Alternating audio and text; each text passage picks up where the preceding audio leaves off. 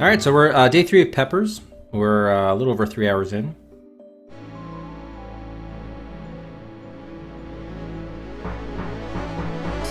We're in Act 2 of 6. Let me put the cart timer here as well. Go.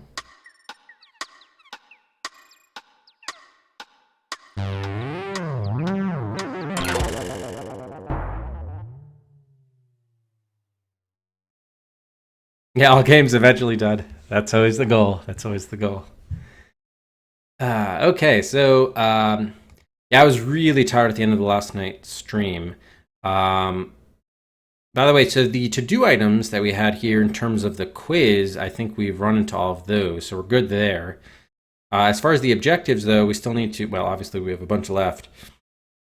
Notably, we got to get into Ben Franklin's house. I think it seems like we have to get a package from the post office to do that, maybe? I guess we'll see. Hey, good evening, Rex. Yeah, so we'll see about that. And then, I guess we had a bunch more left to do too, huh? Yeah. Then we have to get. Oh no, I don't know if we have to get food. Well, oh maybe. Yeah, we might have to get food to get into Penn Mansion. That's true. Okay, so let's go back here.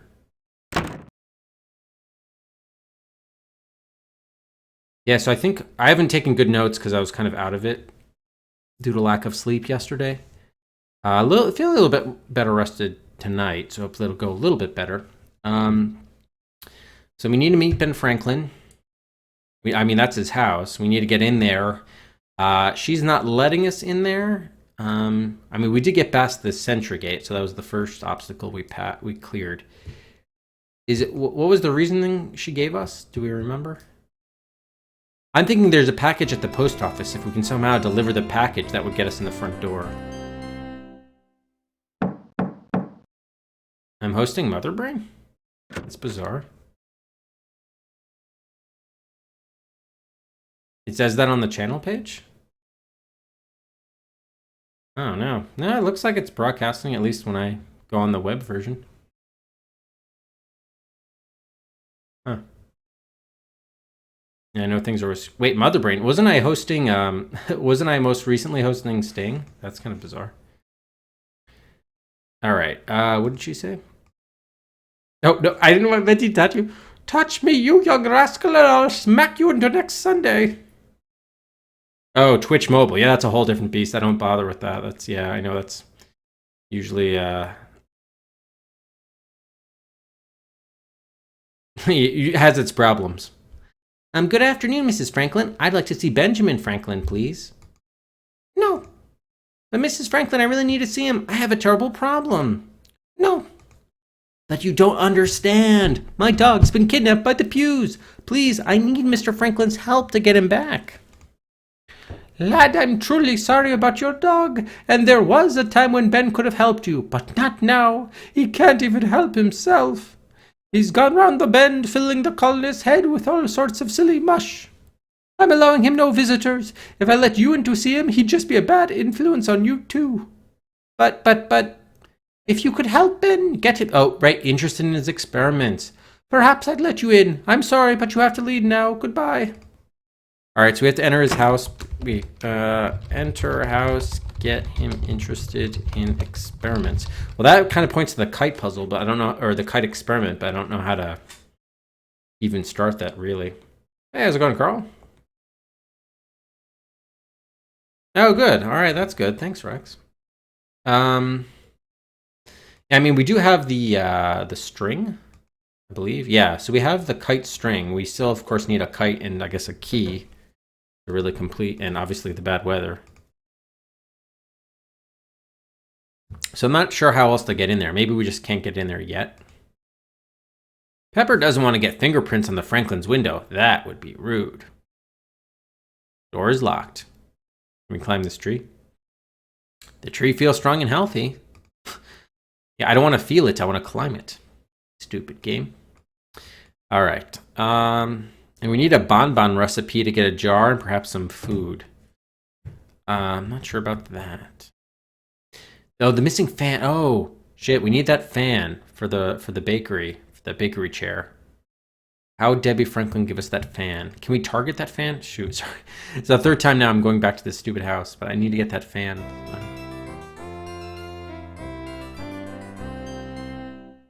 Is there any way we can ask her about... No, you can only ask about the same 4 items. For topics. Can I look at it? Deborah Franklin looks like a fierce and determined woman. No, it's okay. It's the same touch me situation. Alright, so too bad we can't target that. We could throw rocks at her. Here, are you interested in this experiment? I have no need for that, lad. Alright. And I have no need for you, Deborah Franklin. Alright, let's get out of here. For good, this... Well, not for good, but... I'm actually going to go to a different location now. And we can't go back there on that road.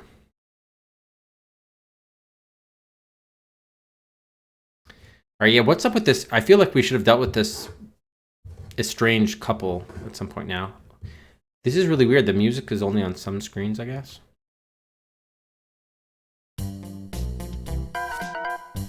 Oh yeah, that's right. They're too busy sulking. Still have no idea about this flattened in. Pepper can't use that here. No, she cannot. I wanted to cover up the pothole with this, but that doesn't work either. Alright, can maybe we tie their love together with this string? Nope. Okay, and then finally we have the pebbles. I think this is for getting the... Remember there is the sewing, the seamstress? Yeah, there is the seamstress. So we are able to use the pebbles to talk to her, but I don't think we have anything to say to her, do we? Come on, go over there. Jeez, we have to be exact to the pixel there. The pebbles clatter off the upper story window. Get what's her name? Go away, I have nothing to say to you, you young scamp. What? Really? Really? Really? So, okay, if we can't talk to her, can we give her this string to make something? Can't use that here. Here, throw the rocks on her at her again. Pepper would never throw rocks at anyone. Except she just tried to. Okay, I'm not sure what to do with her then. Truth her. True, a woman might have owned and run her own sewing shop in colonial America. It was uncommon, but it happened. Yeah, I guess we can't... Oh, this is just to find out about this stuff. Okay, yeah, never mind. Yeah, jeez. Oh, did she leave? No. Yikes, that woman could make Wilt go sour just from a block away by looking at it. Pepper can't get in through the window. Pepper knocks, but there's no answer. Maybe the proprietor is upstairs. Do we have to make something happen while she's here? Maybe she needs to witness something else happen? Later. Oh, nope. She closes the window if you walk away. Alright, fair enough. That's the bakery. The millinery is where they make the hats and wigs.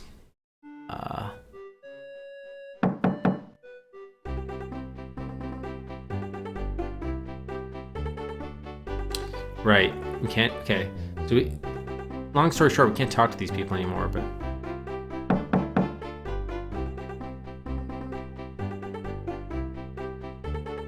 Take your hat. Pepper doesn't want to grab Tattle. Tattle would probably tell everyone that Pepper attacked her or something. So she's a tattletale, huh? You have a bonbon recipe, please? Here, maybe you can make this into a wig. Oh no, we actually need that for the experiment. Damn it. Maybe we're just missing something from the bakery that we could get. Those are the flies, which you probably need the jar for. I also want this food, though. Eat the red coats, even though they're nasty looking green cookies. All the milk away. How are you tonight, Knox?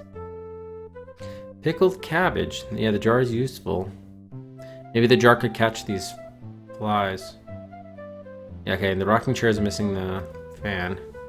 Pesky flies are buzzing around Goody's shop. Pepper isn't fast enough to catch the flies. They've been eating bean sprouts and they're really healthy. Weren't there some other bean sprouts around? She doesn't need dry plants. Nothing needs there. Doesn't want the whole grain rice. It would be rude of Pepper to just take a loaf of bread.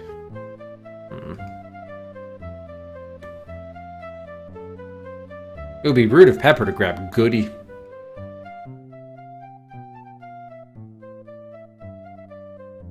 Okay, yeah, here were the bean sprouts. Alright. Yeah, how am I going to get a recipe for bonbons? Probably from the Penn Mansion. Can we go to the back room here? Are you letting us go? No. Okay, yeah, if they were going to allow us to access a new area, I would have been like, oh my god.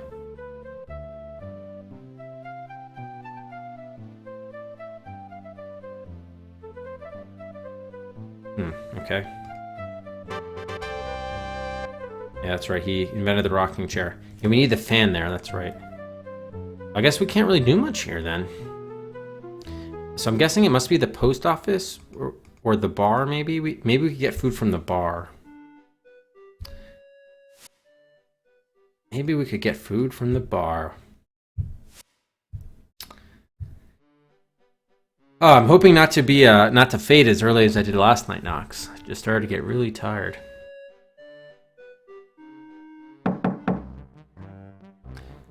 Is this guy gonna blow us off, or?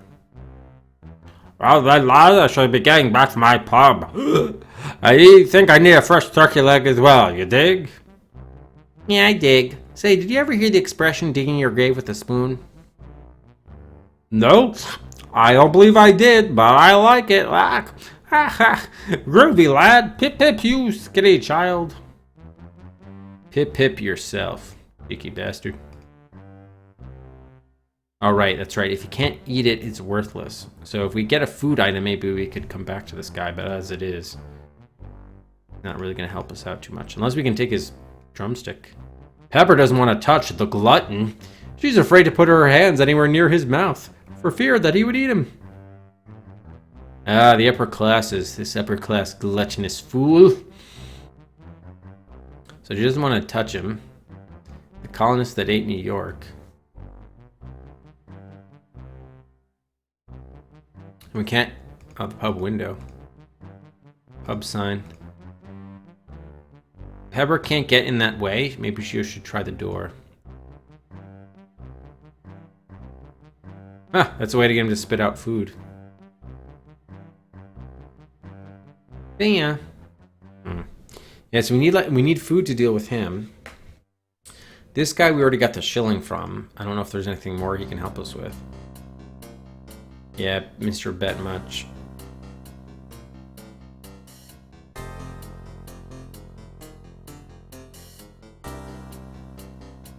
Yeah, he's not. He doesn't seem like he's gonna help us. I should just brute force him just to make sure, but yeah, I don't think so. I mean, we only have 3 items, so it's not so hard. Okay.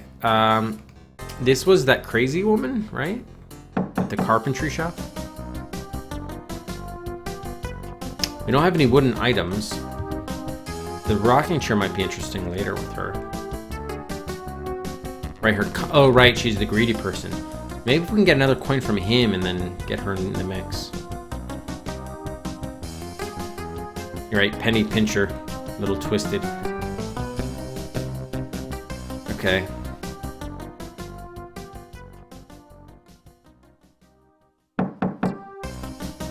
So, oh boy, can I keep it? Oh no. Darn. He's just very greedy. Flat iron tin coming right up. Yeah, there's nothing more really else you can do. I mean, no, you can't have any of my money. Eat, get away. All right. So she wants money, he wants food. Now the post office guys are kind of like going to sleep, so I was thinking about stealing the package, but then the game says, oh, she doesn't want to steal the package. It is addressed to Ben Franklin. A package for Ben Franklin. I tried to do this. Oh my god, they told me I couldn't. So guys, how about if I deliver this package to Ben Franklin for you, absolutely free of charge? I don't know about that, kid. You're not qualified to deliver mail. I'm more qualified than you, turnips. Here now, there's no reason to be rude. No reason. Slightly off to the side, seriously? Look, I'm sorry. Listen, I know Ben personally. We're best buds. So, can I deliver the package? You know Ben? Really? Well, I don't know. Tell you what, if you can answer a few questions about Ben, then we'll let you have the package. That's really stupid. I specifically remember the game saying something along the lines of, oh, she wouldn't want to steal. She couldn't ever steal something that's not hers, or it said something like that. We can't be too careful with the mail. Right, Idol? Right. Okay, sure, ask away. For the answers to the following questions, look in your documentation on page 19. The package... Oh, wow. These are two packages. Graphically, it looks like the same package. So you're saying that dark gray piece is Franklin package and the brown behind it is a different package? I thought that was like a picture frame type situation. Oh my god. Ben met Deborah when he was in just in Boston. True or false, lad?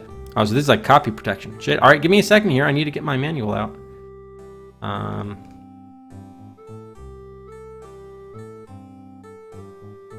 Give me half a moment here. Where is it? Peppers. Page 19. The corner of the room? I definitely clicked on that one on the shelf. Almost positive. Well, actually, I am positive. I just remember doing it. I don't know. I guess I didn't. All right. Let me... Acrobat, come on. Okay, there we go. No, this is... Why did it open that? Okay, 19. Okay, boy in Boston, Deborah. No, yeah, wow, look at this. There's a specific... The answers to the postal clerk's questions about Ben. Right there. So that's false. He did not meet Deborah when he was a boy in Boston. That's false. Ben really loved the soap making business, right, kid? Actually, I know that's false. Silent Stowgood is Ben's cousin. True or false, kiddo? Also false. That was his pseudonym when he wrote in that letter to the newspaper. I guess you are a friend of Ben's after all. Friend. Yeah. Here you go. Be sure to take it right to him. Thanks, I will. Okay, even now, I still thought this was his package. Because I remember when I looked at this, here's the problem. I went like this, and it told me about Ben Franklin's package. So I thought it was this object the entire time. That's probably when I went to click on it. I hit this, and it told me it's not Ben Franklin's package. Up until the point I just took it now, I still thought this was Ben Franklin's package. But apparently, whatever was in front of it was the package. Oh my gosh.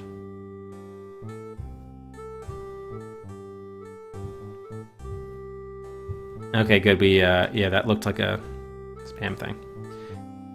Okay, so what? Yeah, this is the package addressed to Ben Franklin. All right. Anyway, I'm glad we got through it because that would have been awful. I mean, I thought of doing that right away as soon as I saw the Ben Franklin. I just didn't know which one was the Ben Franklin. Yeah, it's still like a lot of the Sierra games. I think around this time, the sprites like for these icons, they might have been big, but they would have like a colored pixel in the corner, and that would tell you what was the active part of the icon. So you knew where to click on something to have it register. All right, so now we can go back to Franklin's house and we have the package to deliver. Fortunately, we probably lost, I don't know, maybe 20 minutes because of that, maybe even 30, but I guess it could have been worse.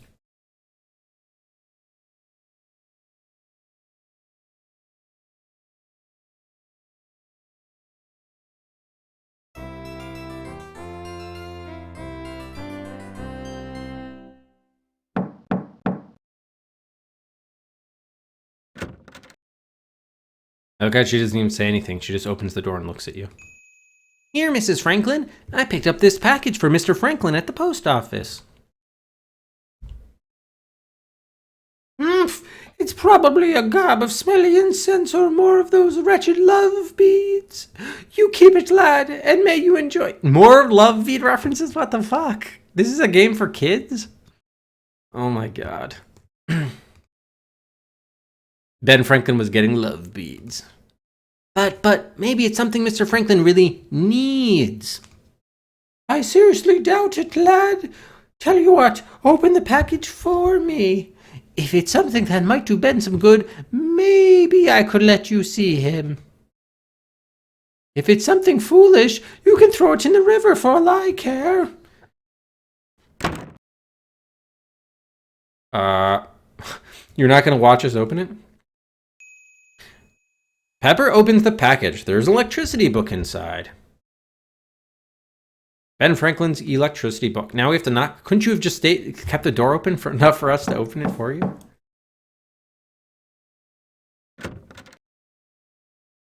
Exactly, Knox. What the hell? I'll bet Mr. Franklin would love to see this book on electricity.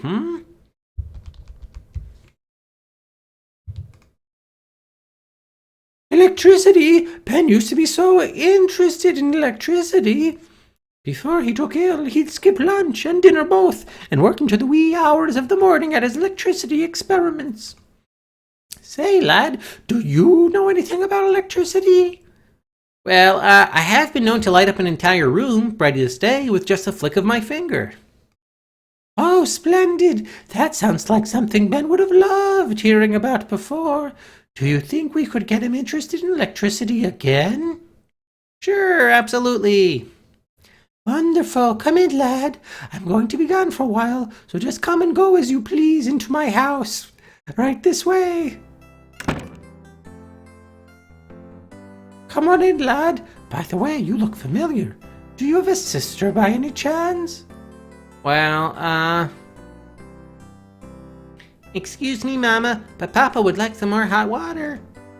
Well, Sally Franklin, I've no time for that today. If it's hot water he wants, he can drag himself from that blasted tub and get it himself. I'm busy enough trying to fix the damage that he's done with that wretched doctrine of personal mellowness. Yes, Mama. Oh, and don't you get it for him either, Sally. It'll do him good to stop soaking his hide and stand on two legs again. Yes, Mama. But you aren't going out again, are you, Mama? You just got home. Just never you mind, daughter. That's nobody's business but my own. Oh! As you wish, Mama. Well, before you go, or before I go, I'll introduce you to the old old gentleman. Come on. Oh, we're gonna have to open up this drawer and get this piece of paper or whatever there's there. How I hate these silly, blasted silly love beads. Oh, those are the love beads. Okay. The ones that hang. Okay. Got it. Sally, you missed a spot. Yes, Mama. What is this, a printing press?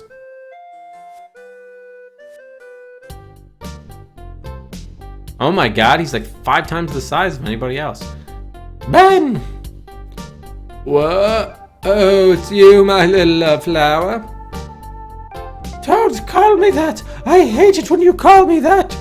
Now, Mr. Franklin, are you going to get out of that wretched hot tub or not? Honey, your vibes are really a downer. You need to relax. Why don't you just climb on in and meditate with me? Hey, Glitch. I'll not indulge in such silliness. General Pugh is taxing our neighbors on our very front lawn, and if you won't do something about it, I will. Hey, live and let live, baby. Money is only money. Let the Pews have it all. It won't buy them love. You see what I have to put up with, lad? This creature used to be the most respected man in the community. Now look at him. You're trying to drive this colony to the powerhouse, Ben Franklin, and Pule, thank you for it. Well, not while I have a breath in my body, husband. Chill, baby. Good luck, lad. You'll need it. Oh, we got a quiz. Okay. What did a colonial millinery shop sell? It sold hats and wigs. True. Hats and wigs were a booming business back then. Ow. What did Ben Franklin have to do with colonial post offices? He invented the postage. A. He invented the postage stamp. B. He was the first postmaster of Philadelphia. C. He invented the Pony Express. Or D. He shut down the post office in Philadelphia. Okay, I believe he was the first postmaster of Philadelphia. True. Ben made many improvements to the system as postmaster.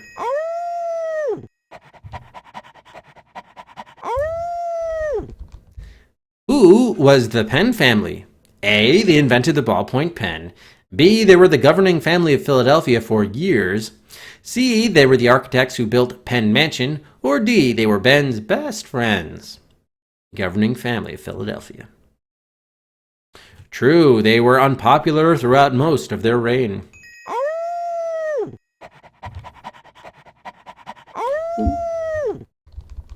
Oh, I need another pant there, Lockjaw. What did Ben Franklin have to do with potholes in the Boston streets? A. He used to fill them in with pebbles at night. That's what I tried to do. B. He snuck out at night and dug potholes with a shovel.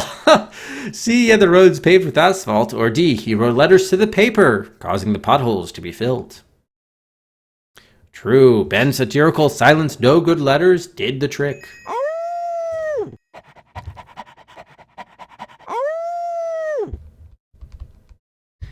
Which one of these was not a British Taxation Act? The Navigation Act, the Stamp Act, the Salt Act, or the Molasses Act? Okay, I think they made a big stink about how there wasn't a Salt Act, but there should have been, right? The Salt Act. Correct, there never was a Salt Act.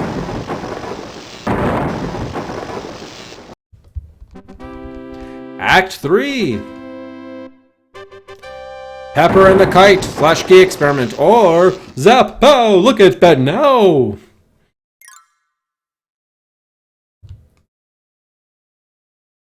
Okay, wow, Act 3. Alright, great. Maybe we can get Act 3 done tonight, actually. That'll be our goal. Alright, so these, we did get this done, but I guess these will carry over to Act 3. Let's take a look at Act 3 now that we got to be on the lookout for. Alright, we need to read about the function of Leyden jars, Ben and the sea, the sign of the blue ball, the results of the kite key experiment, and Ben's apprenticeship. Okay, objectives for this act. All right, we need to get kite key experiment ingredients, distribute Poor Richard's Proverbs, and we need to get Ben to do the experiment. Okay, fair enough. Oh, classy fella, you must have missed the manual reading. We read a lot about Leyden jars, but you're here to learn, classy. You'll find out soon enough. All right, let's get an Act 3 save in here.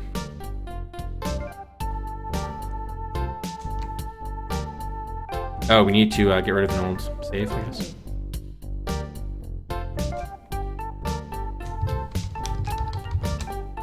All right, let's take a look around. Hills of Philadelphia are green and beautiful. There's a tall windmill on the other side of the fence. Wooden fence looks newly whitewashed. This is Ben and Deborah Franklin's garden. They seem to enjoy growing both vegetables and flowers.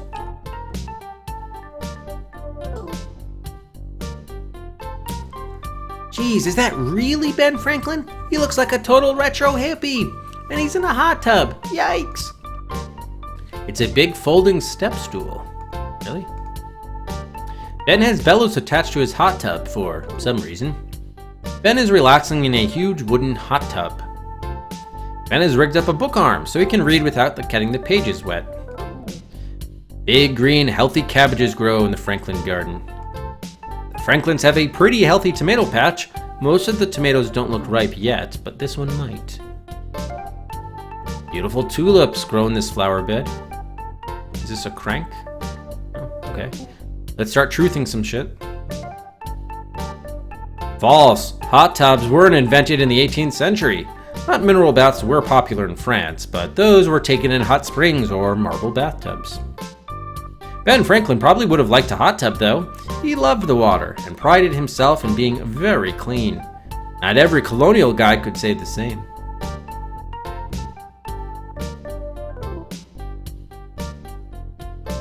False. There was a real Ben Franklin, of course, but he never turned into a hippie and hung out in a hot tub. Uncle Fred's evil machine is at work. True. Ben did invent a folding step stool for use in libraries. It didn't look exactly like this one, but this one is cool, isn't it? True. Tomatoes were grown in colonial gardens. Tomatoes are indigenous to North America, and they're actually a berry. It's true they are a fruit. Hey, Servo. Exactly, Classy Phil. Exactly. True. Ben always enjoyed gardening, and cabbages were a staple of the colonial diet. True. Ben liked flowers and experimented with different growing techniques. True and false. Ben really did design and build a book arm that would clamp onto your chair and hold up your book for you. He never built one for hot tubs, though. True, Ben's garden probably didn't look exactly like this, but he usually did have one. He enjoyed agriculture and sometimes did agricultural experiments. True, Ben Franklin once knocked a hole in his kitchen wall and hooked up a windmill to the meat roasting spit so it would turn all by itself. Haha, really, Sorrel? Alright, let's talk to him. Mr. Franklin, can I talk to you? Talk away, little dude. Words like birds are truly free. Oh, geez, Uncle Fred really did fry his brains. Hey, my groovy brain gives me no pain. Anyway, Mr. Franklin, could you please help me save my dog? He was kidnapped by General Pugh and his daughter. They've taken him away and... Hey, little dude, mellow out. Here, take this string. I wear it to remind me to forget anything stressful. Oh yeah, they're kind of like more Rube Goldberg-esque, I guess. Thanks, but Mr. Franklin, I really need to get my dog back. Can you help me, please? As a fellow human being, I can't refuse. Here, read my Doctrine of Personal Mellowness. It'll help you come to your grips with your hostility, you dig? I don't want to come to grips with my hostility. I want my dog. Hey, chill out. It's your dog's destiny to be with the Pews. Peace, baby. Mr. Franklin, are you sure you can help me? Child, I must meditate. Go seek inner peace somewhere else, would you? Aw, man. If I can't get Ben back to normal, who knows what could happen to history? Ben seems to have drifted off to sleep, or at least out of reality. Either way, he's not talking anymore.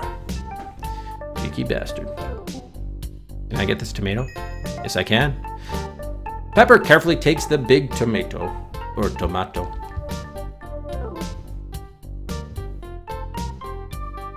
Let's see, can we also pick a flower? Pepper thinks the tulips are pretty, but she doesn't really need one. Pepper doesn't want the step stool. It's really big and more than a little soggy. Pepper doesn't want to mess with Ben's invention. She's afraid she'll break it. Pepper hates cabbages. There's no way she's gonna take one. Oh, what is this thing? Hey, little brother, I've got my place in the cosmos, and you've got yours. Let's keep it that way, okay? No, not okay. I'm taking your book with me. It wouldn't be polite of Pepper to take Ben's book arm. Here, let's get up on the step stool. Oh, we can't? Oh, come on. Is that a rock we can take? Ben's house feels just like everybody else's house. Okay, what would he say to his book on electricity? Maybe we have to put it here so he reads it. No? Check it out, Mr. Franklin. This book on electricity came for you in the mail. I used to be interested in that sort of thing. I can't remember why. Excuse me, I feel a nap coming on. Come on, put it on. Put it so he reads it. Really? You can't use that? I'm stunned. Stunned, I tell you. Right, what else? He gave us the Doctrine on Mellinus. Yeah, the pamphlet says The Doctrine of Personal Mellinus by Benjamin Franklin, Guru of Grooviness. Hey, how's it going, Penguin? Sexual torture device? Yikes! The Doctrine goes on to say, follow these 13 guidelines for groovy living, and you'll be like one totally cool dude or dudette. Number 1. Pig out. Eat till you hurl. Drink till you slosh. 2. Chatter. Talk all the time, day and night. It's fun. 3. Be a slob. Life is too short to be neat, man. 4. Never make promises. If you did, you'd have to, actually do something. Number 5. Waste money. Money is the root of all evil, so throw it away. 6. Be lazy. Why waste your energy doing anything? Chill out and meditate. Number 7. Lie. It's easier than telling the truth. 8. Don't get involved. Life isn't fair anyway. You can't change anything, man. 9. Party hardy. Do totally everything to excess. 10. Avoid baths. Smelling bad is totally natural. This guy, Franklin says to avoid the baths, yet he's just in his hot tub all day. 11. Let it all out. If something goes wrong, have a cow. It's good for you now. 12. Love the one you're with. Being faithful to your steady is for the birds, man. 13. Be arrogant. You should always toot your own horn. Loudly. Oh no! Did that used to be Ben Franklin's 13 Virtues? Look in your documentation to find out. Well, of course it wasn't. Alright, we got some huge juicy blood red tomato, and then we have string to go along with our kite string. Okay, cotton string. So we have cotton string and silk string. Very nice. Alright, so I guess we'll go inside. We'll come back here later. We do need to get a fan and a bonbon recipe. Maybe the tomato will count as food. Maybe not. We'll see. But I guess we'll come back here as needed. Okay, let's take a look around this room. There are unfinished letters on Ben's desk and notes written to himself on wrinkled up scraps of paper. They say things like, fix the windmill, talk to that wretched pew, and get a horse. This is Ben Franklin's workshop. It looks like he does all kinds of wild experiments here. It's a candle. Ben probably puts in some late nights in his workshop. The printing press, oh, it was a printing press. It seems to be missing a part, huh?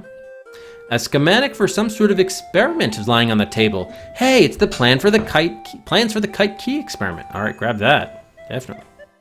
This will tell us the ingredients that we need. We also may need to find missing printing press part. Pepper picks up the schematic for the kite key experiment. Maybe if I showed this to Ben, he'd get out of his hot tub and stop acting like a fruit bat. A fruit bat, really? Are those how fruit bats act? It's a schematic for Ben Franklin's famous kite key experiment. Oh no, the schematic must have gotten wet. The ink's all blurry. The only thing Pepper can read are some letters at the bottom of the page. They say, to find the schematic, look into your documentation on page 18. Wow, so it's just a lazy way for them to avoid having to feature the information in-game. Alright, what do they say? Page what? Oh, here's the schematic. Got it. So it's right over here. In which he proved that lightning from the heavens is actually electrical fire. Okay, object used in the experiment. Okay, 1, we need a silk kite. 2, silken string, which we do have, so that part's done. 3 is we need the brass key. And 4, a complete Leyden jar. Okay, and then the Leyden jar. Here, classy, you're asking now we can find out about the Leyden jar. Presented here for the amusement and edification of the reader is a schematic design for the scientist Muskenbroek's wonderful bottle, the Leyden jar. The Leyden jar consists of a large glass bottle Hopefully we'll just find this. I don't want to have to put this together. Hey, how's it going, Candy? So we need glass bottle. Oh, that's what the jar, that's what we're going to get the jar for. Okay, got it. So we have to construct this too. We need the tin foil. Oh, we do have the tin foil. Okay, now we know what the tin foil is for. We got that. We need water. Wrapped inside and out tin foil. It may be filled with water or iron shot and should be stoppered with a rubber cork pierced through by an iron rod. A Leyden jar is capable of storing powerful charges of electrical fire and should be handled with extreme care. The noted American scientist Ben Franklin once electrocuted and cooked a turkey with such a jar, but not before he nearly electrocuted himself. Indeed. Yeah, a lot of parts. Yeah. A lot of things needed for it. Is this messed up at all? No, I guess it isn't. Okay, cool. Alright, so we have the plans. Let's keep on looking around here. The book's title is The Astounding Techniques for the Swimmer. It's a huge barrel. The label on the side says Fine Machine Oil. Big bag of plaster. It's a painting of the Philadelphia streets at night. Street lanterns glow softly against the sky. This is the ladder goes up to the attic that's apparently broken. This shelf has books in many different languages. There are books in Italian, French, German, and other more exotic languages. The books on this shelf are all about philosophy. Socrates, Plato, Aristotle, you name them, Ben's got them. This shelf holds many science books. They have titles like The Properties of Oil and Water, Natural Philosophy, and Natural History. The shelf is full of books on electricity. Most of them call it electrical fire. I was assaulted by a group of mimes today. They did unspeakable things to me. Oh no, Glitch. I'm terrified to hear that. Thanks very much for the cheers, Glitch. Yeah, that was what was that from Monkey Island? Which it sounds familiar. That was a reference to a game we played relatively recently, right? Subject is electrifying, but Pepper doesn't have time to read. Thanks so much, Glitch, for the cheers.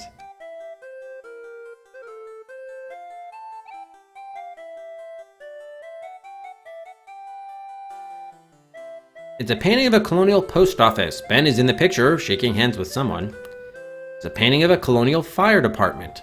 They don't have hoses or fire engines, just buckets and a wagon. Is that Ben Franklin in the background? It's a painting of a little colonial library. Ben is standing in the doorway holding a book. Wow, that's some weird clock. It only has one hand. Just look at all those minutes. This tool chest contains a font of type for the printing press. Oh, Pepper sees lots and lots of little bitty letters on metal bars. Okay, look at that. Ben has tools hanging on the wall where you can get to them easily. Wow, what a tacky hat. This bin contains assorted gears and machine parts. Oh, this bin contains the rubber stoppers. We need one of those. Pepper takes one of the rubber stoppers. She doesn't think Ben will miss it in his present condition. Cool, this looks like just what I need. So we have the rubber cork, if you will. Yikes, the magnet stuck to my buttons. Ha, I knew I had a magnetic personality, but this is ridiculous. Oh, you overheard it today? Why does it sound so familiar? We might need to Google that. Wait, so we got a magnet and the... Yeah, we got the magnet and the cork. Round rubber stopper with a hole in the center and a big powerful magnet. Gonorrhea would have been a good name for a diarrhea medicine. Thank you, Glitch, for 100 more cheers. No need to apologize. I appreciate the bits. Thank you. Can we take this coonskin cap? Pepper doesn't want the coonskin cap. She thinks real people wear fake fur.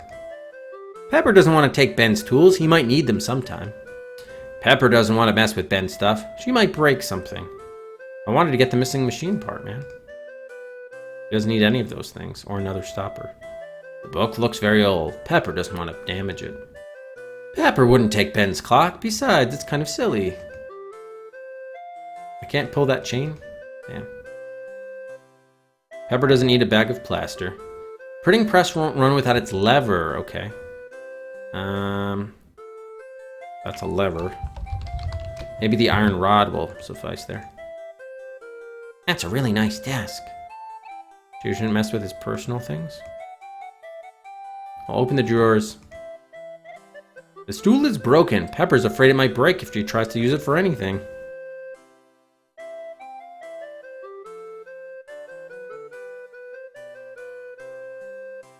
It's a pretty picture, but Pepper wouldn't take it. Okay.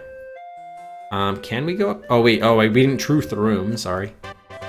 True. Oh, good. That was one of the things we needed to get. For 3. Library. Ben founded the first circulating library in the colonies.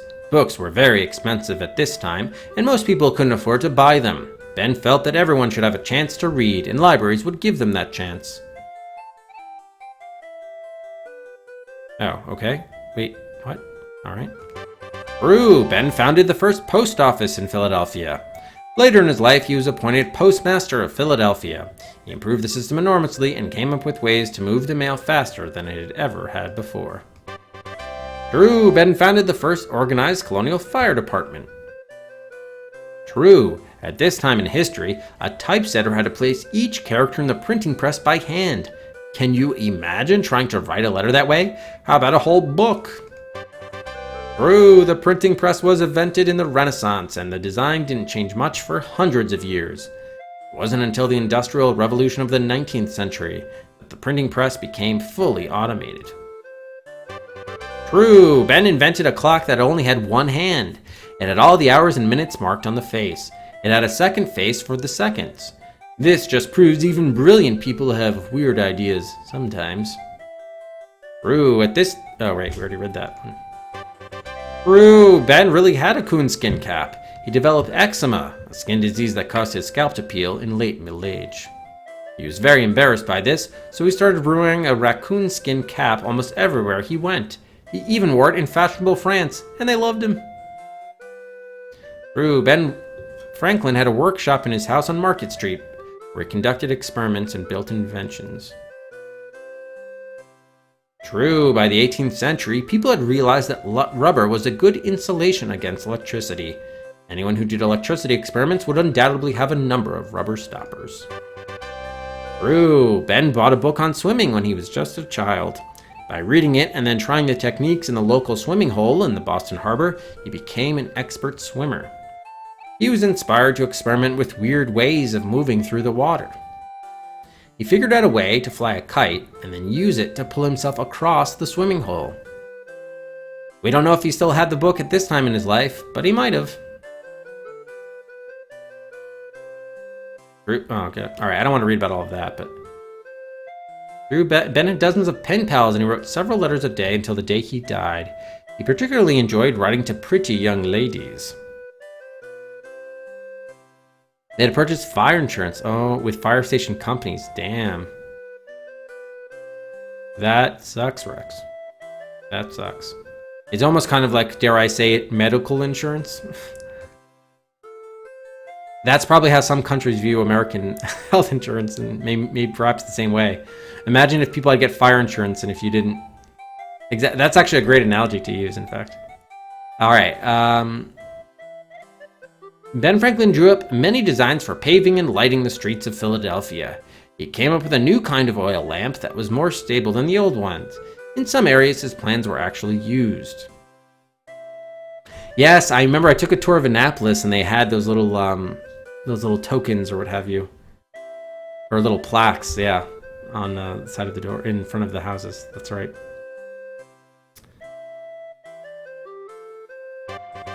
Okay, yeah, I think we looked at all that. Okay, so I don't think, can we go up here? Probably not.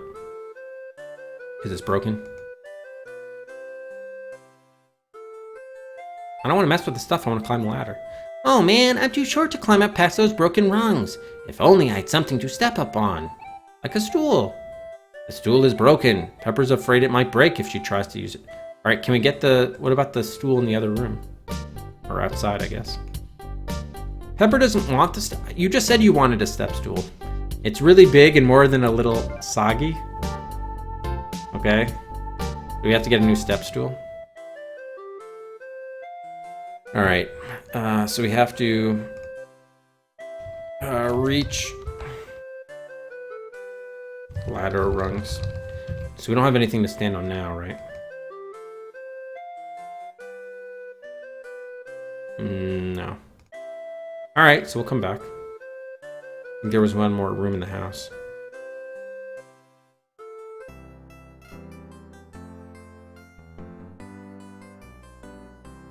This is the Franklin sitting room. It's really very nicely decorated and really, really clean. Pepper's impressed. It's a nice fluffy hassock. It's a pretty little footstool. There are a lot of candles and candle holders around. The Franklins must do a lot of reading. It's a pretty carved end table. A nice big fluffy couch. Sally is a pretty little girl with a sweet expression. Pepper thinks she's nice, but kinda wimpy. Pepper can see the pretty green hills of Philadelphia through the window. She notices that the glass seemed to have little ripples in it. Interesting. Long strings of bright-colored glass beads hang in front of the doorway.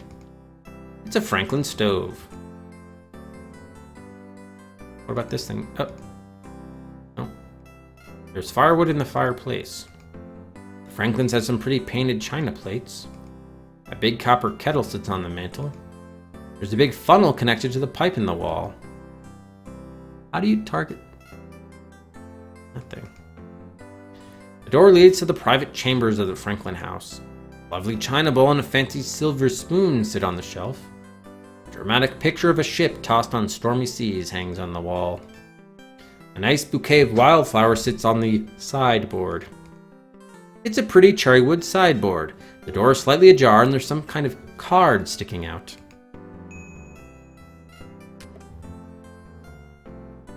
I wonder what's in here. Wait.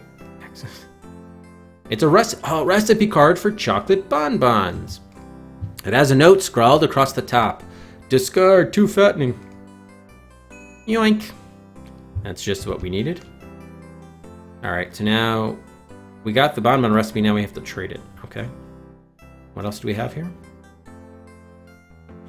Pepper finds a stack of recipe cards. Let's see. Blood pudding, steak and kitty pie, brains and eggs. Yuck. Do I like Annapolis? Yeah, I mean it's fun to yeah, it's a nice place to walk around and to visit. I don't know, it's got some quaint, it's got some charm. You don't think so? I will say we did go on a food we went on a food tour there and we're not very impressed with that. Pepper doesn't need a stack of recipe cards. She can't even boil water without burning it, burning the water. I think I'll just borrow this recipe card. And whatever this is. I guess matches for the fire. Like, Pepper doesn't need the matches just yet, but I got a point for taking them anyway. Alright, fair enough. I guess we'll need the matches later. Alright, let's truth this room. True, most upper-class homes had a sideboard to hold their china and silverware. You don't see them as often today, but they're still made. True, hassocks, also called ottomans or poufs, have been a standard piece of furniture for centuries. They're so convenient. You can rest your tennies or your school books on them. Tennies? Stand on them to reach high shelves, and they make great dog furniture. You heard that, Rufus? Great dog furniture. True, people have always enjoyed kicking back on the couch and putting their feet up. Well, this was not true. False. Bead draped doors didn't become popular in America until the 1960s. In other cultures, such as areas of the Middle East, bead draped doors have been around for centuries. True, a kettle was a very important piece of equipment in the colonial household. Because there was no running water or plumbing, a person would have to go down to the local well or stream to get water anytime they needed it. That wasn't so bad if you just needed a kettle to cook a stew, but a nice hot bath would take you quite a few trips. Yeah, I mean, yeah, it definitely has a tourist town kind of vibe to it, so yeah, to your point, I'm not sure like living there would be as but yeah, it's a cool place to spend a day or two. day trip for sure. What else do we need to find here? Bend the sea, the sign of the blue ball. Okay. All right, I guess we have to talk to Sally. What's her name? Miss Franklin, what do you think about your parents' strange behavior? Oh, I'm worried about them, of course. Papa has been so strange of late, and Mama is always gone. Where do you suppose your mother goes, Sally? I only wish I knew. I know her fiery nature, though, and I fear for her safety. She'd walk right up to General Pugh and swat him if she thought it would help Papa. How long has your father been in this condition, Sally? Not long, lad. Just a fortnight ago, he was in his workroom writing when I heard him cry out. I came in to see, and he was lying on the floor. I lifted his head, calling out his name. To my relief, he opened his eyes. Then he said, "Groovy, star child." Oh, he hasn't been the same since. What are you working on, Sally? I like how she doesn't say, "Oh, I'm sorry to hear that." What are you working on? It's like, yeah, my dad got knocked out. He's never going to be the same again. What are you working on? Oh, 'tis nothing, just a sampler. What's that? 'Tis a bit of cloth embroidered with a saying. This one says, "Honor thy father and mother." Believe me, I'm trying.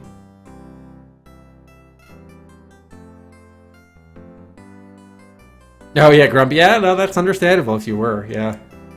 You were heavy with child, as they say in these days of yore. How is your kid doing, by the way? It's been, what, a little over a year now? Or at least it's got to be close to it. No, it's about a year old, no? Forgive me, friend, but I must finish my sewing and get on with my other chores. Really? Okay, fine. What is this thing over here? There's nothing Pepper wants to do there. Pepper doesn't want the big funnel or the kettle. Pepper doesn't want the plates. Her room is decorated with movie posters and newspaper articles. Pepper wouldn't want to break the china bowl. Pepper wouldn't take the Franklin's candlesticks. And doesn't want to take the Franklin's picture. Okay, can we get the stool to... The footstool is covered in velvet. Fancy stuff. I need the stool to reach the ladder. Can you... The hassock feels comfy. Come on, move the stool. Damn it. Pepper doesn't need any firewood. Alright, well, we did get the bonbon recipe, so let's at least go get the jar. It would be rude of Pepper to go back into the Franklin's private rooms. Alright, well, how the hell do I get out of here, then? Where's the exit? This way? Yeah, this way. Okay. And they did say we were free to come and go, so that's exactly what we shall do. Alright, when we trade in the bonbons, I should definitely make a save. It's been a while since we made one. Oh, who is this? Oh, he's got a brass key, the brass key that we need.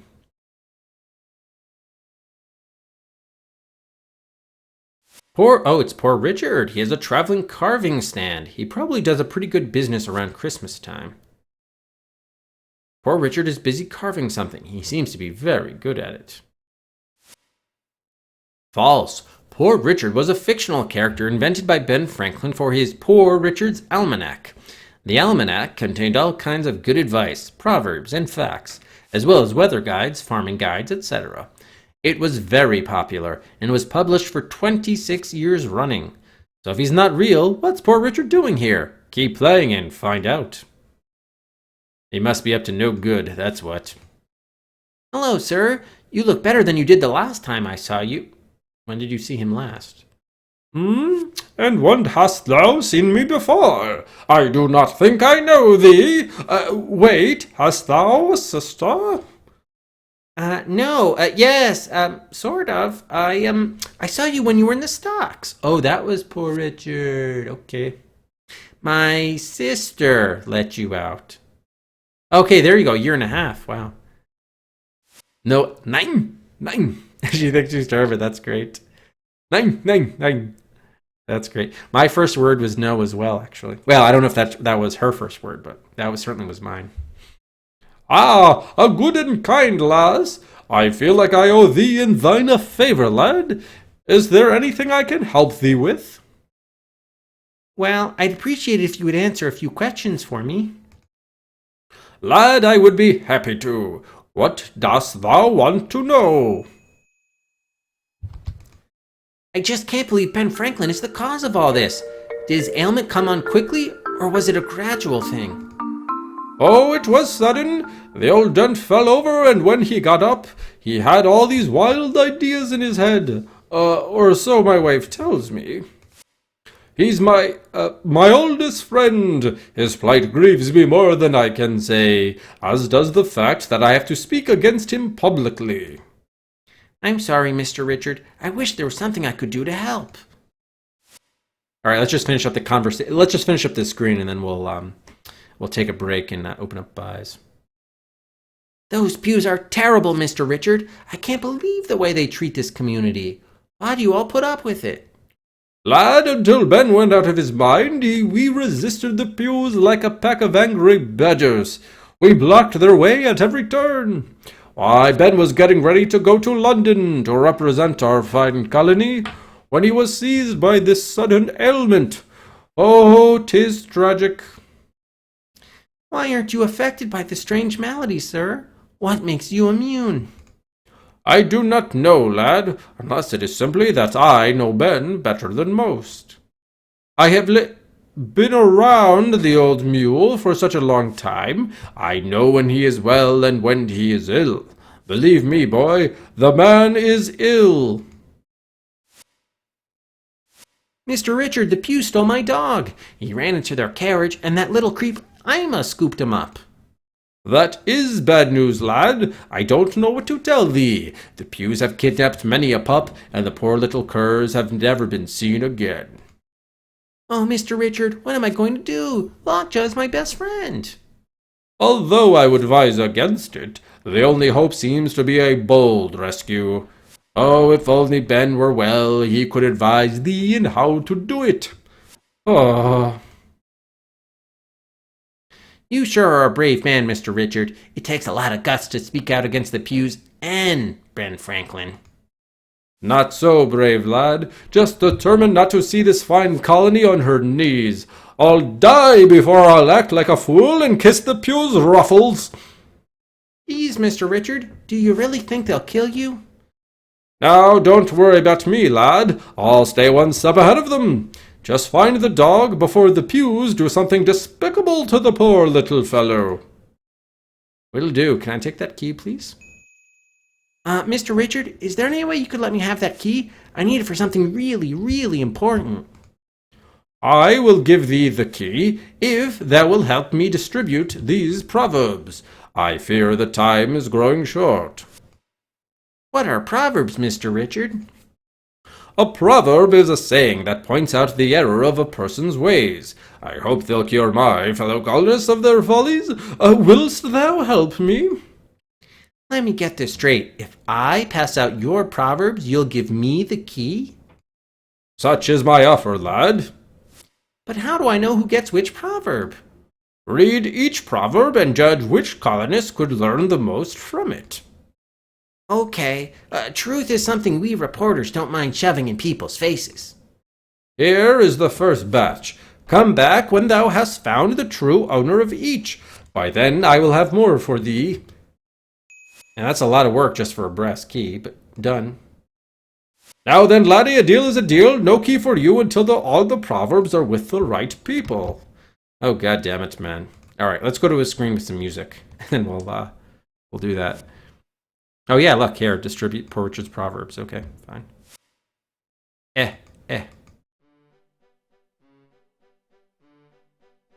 Are we getting some music? Here, let me go.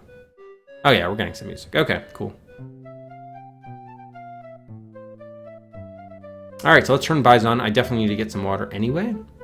We'll take a quick break. Buys are now on. Oh wait, oh shit, there's some people here. Well, if it isn't those two handsome gents about town, James and Nathan Grayson. Good morning to you two lads. What can I do for you? We've a penny between us to spend, ma'am. What's the daily special? Who are these guys? It's cabbage cookies today, boys. Would you like some?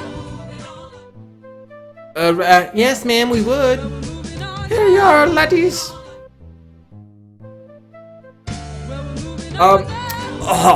They're delicious, ma'am. Just wonderful. Oh. It's like a cutscene almost here. Out of the way, you little ragamuffins! If you can pay your taxes, maybe I won't arrest you for loitering. Hand over all your money. But we don't have any money, just a penny. Want a cabbage cookie? No! Here, give me those things. They'll do for now. I don't want to see you little weasels in town again today. You made that guy cry? With their giant heads? Must be digitized members of the dev team. I can't believe you took our stuff, James.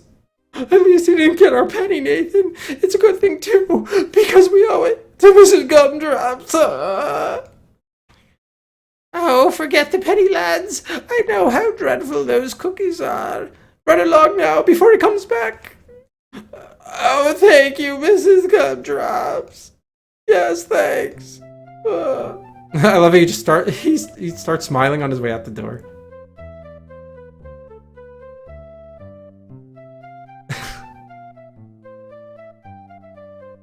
Mrs. Gumdrops, aren't those boys a little unusual looking? Oh my, yes. They're not from Philadelphia. They told me they won a contest in the far off land of Sierra, and that's why they're here. Some kids that just won a contest and got inserted into the game? Wow. Gosh, I wonder if all people from Sierra look like that. Alright, let's see.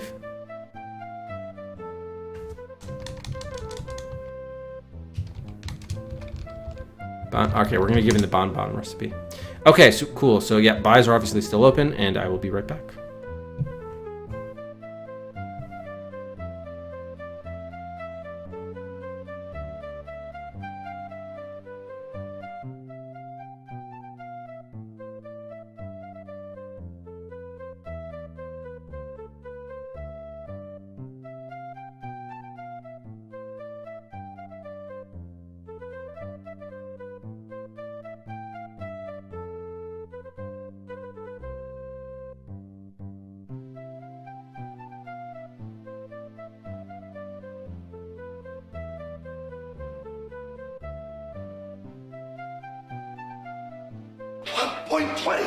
Gigawatts.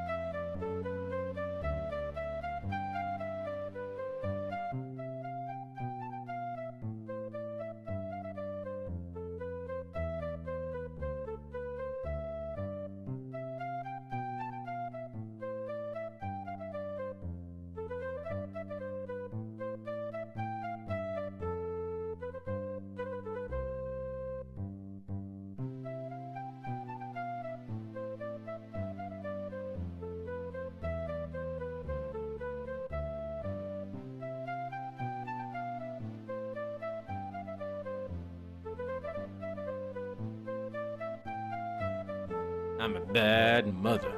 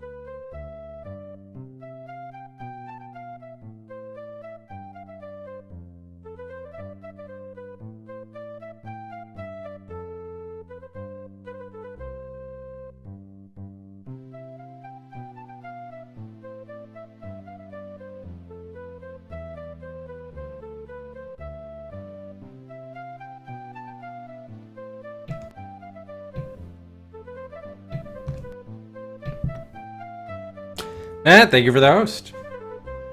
Hey, Bloodsitter. Alright, let's take a look at the buys that came in. A lot of buys. Oh, actually, these first few are from earlier. Here we go. Here's the new ones. From Rex, a slot for Are You Afraid of the Dark? Yay, FMVs. Oh, actually, that one, did you, I wonder if it logs even... that's actually a good question. Well, that was before... Oh, no, maybe it wasn't. You just did it again in time? Yeah, okay, yeah. It was good. All right, cool. Moves out of Bloodnet to V3. Third slot buy of the stream for Are You Afraid of the Dark? The Tale of Orpheus Curse after Zillow bought 2 earlier. All right, then we have from Amberseen 3 for Microsoft Adventure. Moves ahead of The Bizarre Adventures of Woodruff and the Schnibble, The Adventures of Robin Hood, and Sign of the Sun. Into the top 20 at R20. From Off, 3 slots for Bad Mojo. Moves out of Around the World in 80 Days, Full Throttle, and Dylan Dog to V22.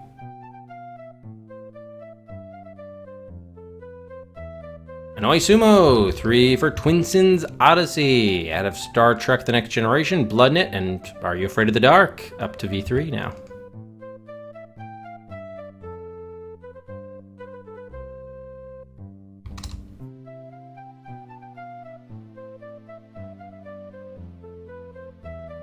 Hitchhiker's Guide to the Galaxy, a slot from Classy Fellow. Another poisonous hitchhiker. Nico, 1 for Ninja Nanny on the raffle queue. Another poisonous ninja. And Kames, top spot there in the raffle queue. Miria, slot for Chin, Tomb of the Middle Kingdom, moves ahead of Sherlock Holmes Consulting Detective to V34. Servo again for Star Trek Deep Space Nine Harbinger, giving it 25, as it seeks to avoid tying Dave the Tentacle for most showdown deaths ever. And then another poisonous ninja from Aardvark.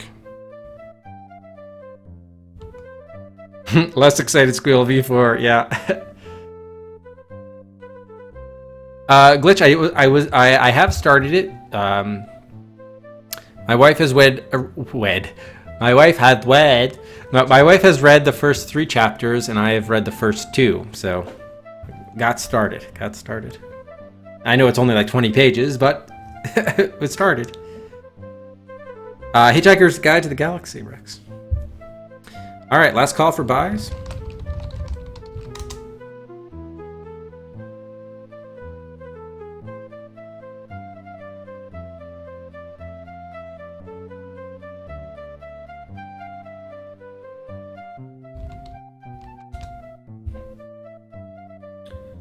Okay.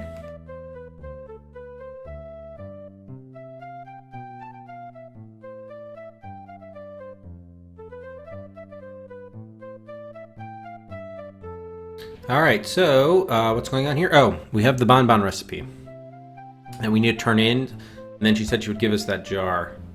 I think this is the recipe. Yeah, recipe for chocolate bonbons. Yum yum. Oh, Proverbs, by the way. Shoot, Proverbs.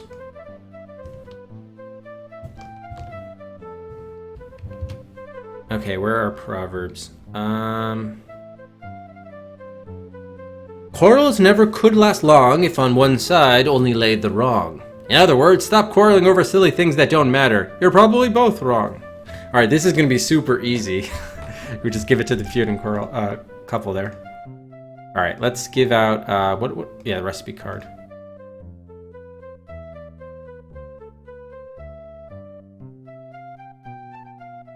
Oh, I didn't start the timer here. Goody, I have something for you. I thought you might like it. Oh my! A recipe for bonbons.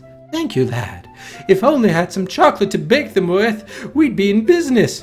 Oh, how I miss bonbons.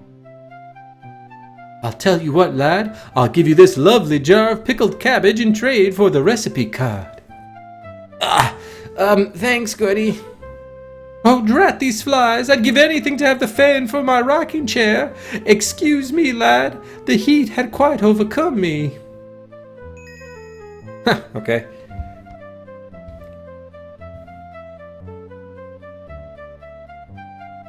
Oh, really? Who is the writer of Earthseed, classy fella? All right, so we got the jar of cabbage. Okay, so the cabbage is not to, or the jar is not to catch the flies. It's obviously for the Leyden jar experiment. I think at least we have the glass bottle that we need. So we're just missing water and the iron rod. That's like pickled water. With the Leyden jar. Obviously, we're on our way to getting brass key. The kite we have not seen yet. We did train the bonbon for the jar. Okay, the missing fan. I know what Debbie Franklin had one, so she could probably hook us up there. I'm guessing. All right, let's go and do the proverb situation.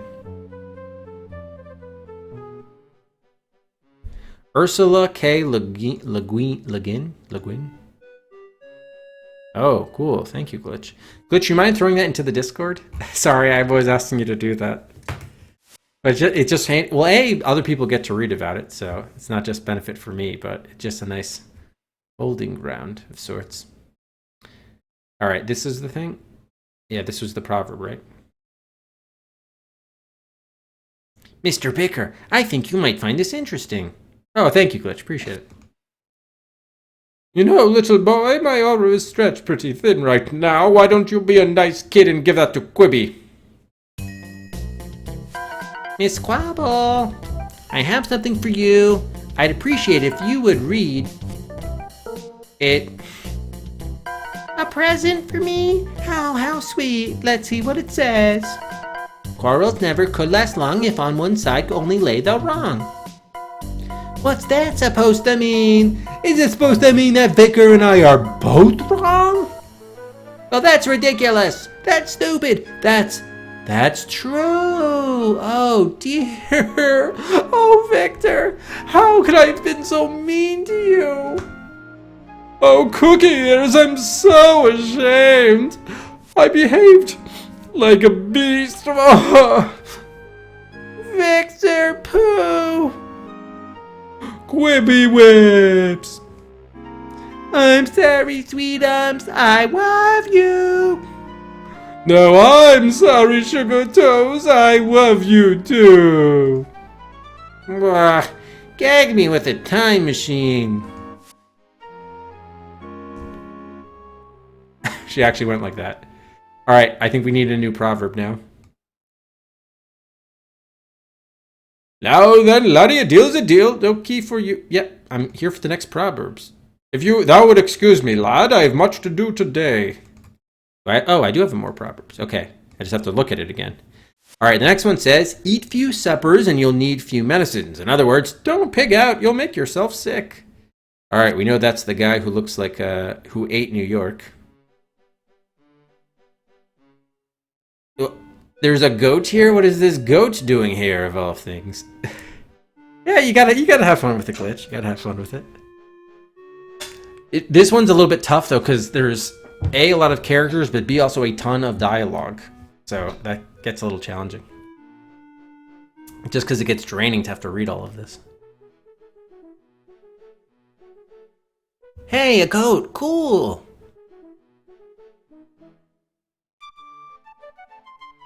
Hello, Mr. Goat. Do you have any comments on the current situation in Philadelphia? That's probably more like a sheep, actually, but... Come play marbles, jacks, or hearts. I even play old maids and darts. That's truth, this goat. True. People often kept animals such as goats and pigs in the cities in colonial times. Sometimes they would let the animals graze in the town commons, but this usually got their neighbors mad at them. Who has the nerves to place a bet? Oh, that guy. Who has the nerves to place a bet? No one's ever lost money yet. Meh. Nice goat. Good goat. The goat doesn't seem to notice. Do we have a tin can? We do have this thin sheet of hammered tin, although I do need that. I do need the tin foil. Knox grazes at the town commons. The goat must not be in a tin chewing mood. Anything else I could feed you? Perhaps some pickled cabbage? Apparently. Here you go, little goat. I'll bet you'll just love cabbage. You were pretty hungry, huh? I'm glad you enjoyed it. Probably that salt content is probably not very good for that goat. The good news is we do have our Leyden jar, so that's the good news. Scream like a human, huh, Glitch? I had one sneeze on me once. I was wearing like a white t-shirt. Totally ruined. It was a completely like dark black snot.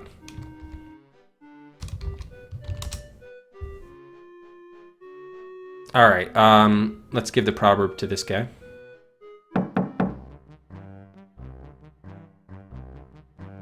But I do like goats. They're kind of goofy creatures. General Lee, this is for you. You might find it interesting. Meh, meh, meh. Oh boy, is it food? I know it's a bit of pastry from Goody. What? It's just a proverb? Oh, bother. I suppose I'll read it. Eat few suppers and you'll need few medicines? Oh, you can't mean me. I don't eat that much. I eat well, but I eat in moderation. Moderation, huh? So why don't you tell me what you ate today? Well, let's see. I started out with some muffins, some biscuits and gravy, a half-dozen sausage links, a gallon of milk, 2 dozen eggs, a loaf of bread, some cinnamon rolls, a rasher of bacon, a tin of biscuits, a pint of jam, a salmon, a trout, a ham and a half, 2 whole fried chickens, some plain white toast, a bunch of grapes, a bunch of apples, a bunch of oranges, a bunch of watermelons, a quart of boiled Brussels sprouts with cheese, 2 bushels of fried okra, a gallon of Vegemite on rye, 6 jars of anchovies, a heaping plate of brains and eggs, a bucket of chopped liver and onions, 4 cow tongues, 2 fruit cakes, a gross of raw oysters, a possum, a woodchuck, a squirrel, a mess of grits, a slew of salt pork, an exultation of larks, a fried peanut butter and banana sandwich, and a wafer thin mint. That's disgusting. Oh, horrors! I am a glutton, it's true! How could I have done this to myself? Oh, blast! I'm a wretched porker! I'll lose weight, that's what! I'll be a twig before you know it! I just wish I knew what to do about those wretched pews! Farewell, lad. Here we are, improving everybody's lives. You all make it look so easy. Oh, I guess we don't really need to save. Alright, what's our next proverb? This proverb says, all things are easy to industry, all things difficult to sloth. In other words, don't be lazy. Life will be a lot more fun if you get off your tail and do something. Okay, so that means we're going to the post office.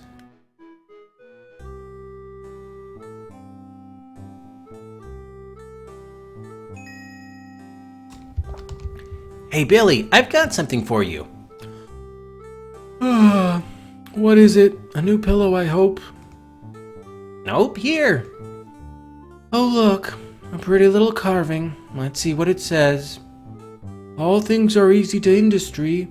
All things difficult to sloth. Now, what does that mean? I'm not slothful, am I?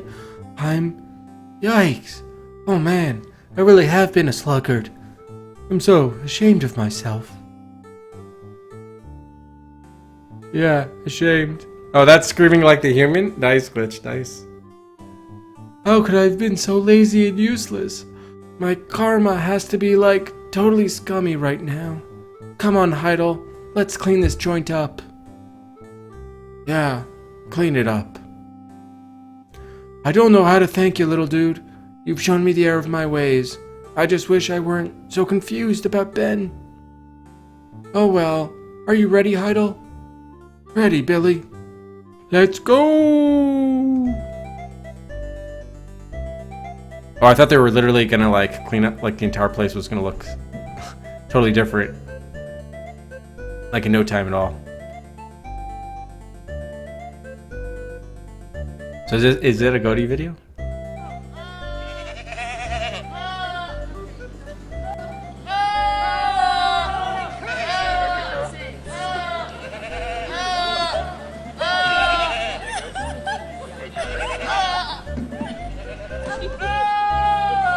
That's awesome. Cody. Okay, so I guess we're good here. Let's head out. Okay, who's next? Oh, we probably should have read the thing. Oh, that's actually the next. Okay, we're ready for a new batch, actually.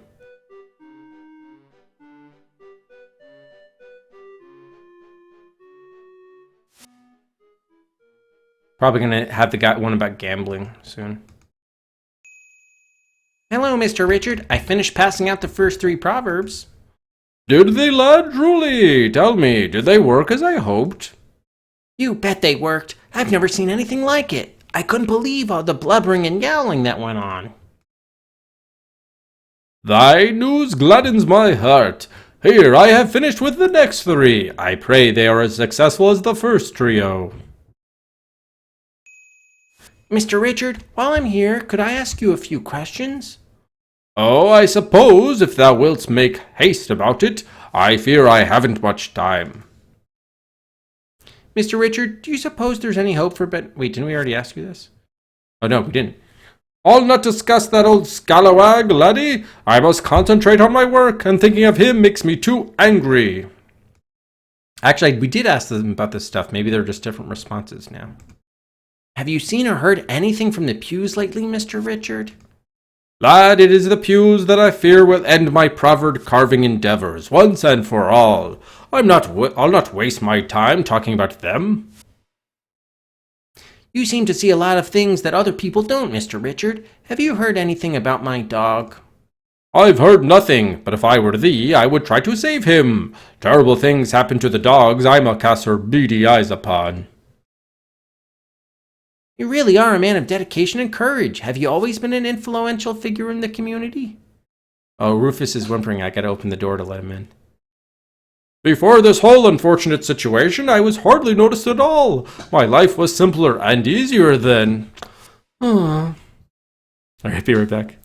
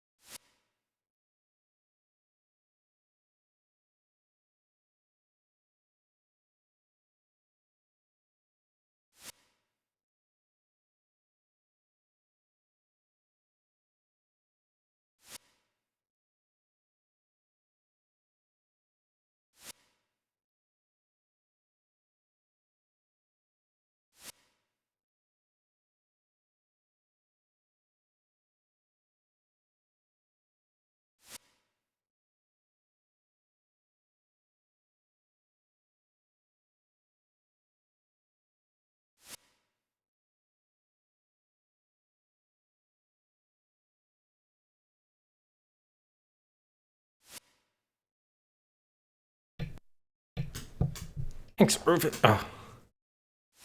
Ready?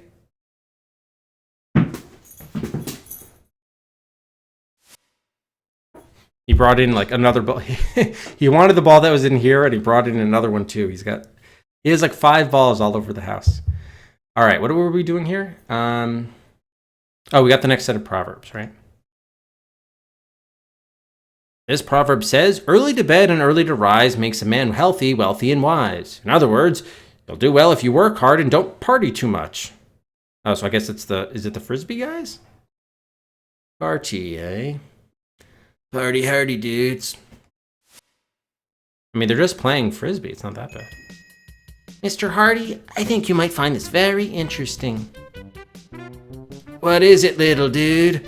Oh, a pretty carving and a little poem. Let's go show it to my brother, too. He loves stuff like this.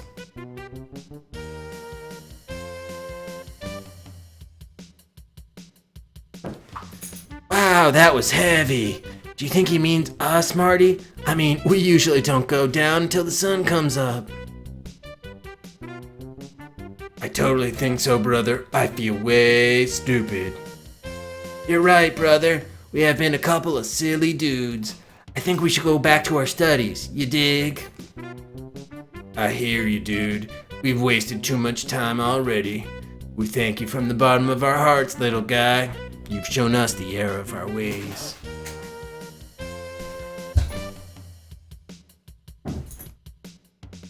You're welcome, Hardy boys. Hardy boys? Frank and Joe Hardy? You're pretty nice guys under all that weirdness. I just wish I know what to do about the pews. I wish Ben would tell us what to do next. Ah well, let's go, brother. The world of medicine awaits us.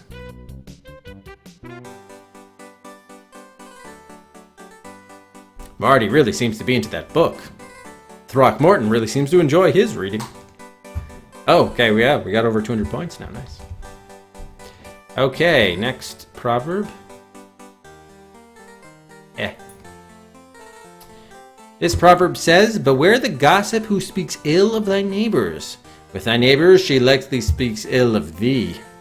In other words, if somebody tells you gossip about someone else, you can bet they're spreading gossip about you too. That's a fair point.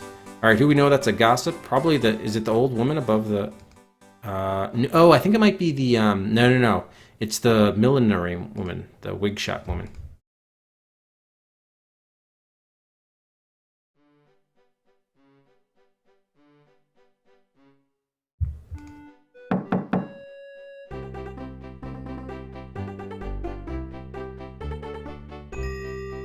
Take a look at this, Miss Tale-Teller. Oh boy, what is it? Somebody's mail? Papers from somebody's garbage pail? Let me see. Beware the gossip who speaks ill of thy neighbors. With thy neighbors she likely speaks ill of thee. Oh, what is this? I'm not a gossip. You can't possibly mean me. I never talk about anyone. It's not my fault that my neighbors are all weird. Did I tell Nellie to be a grouch? No. Did I make Penny be such a miser because she won't even buy food for her husband? No. Did I... Oh dear. I guess I might be a gossip after all.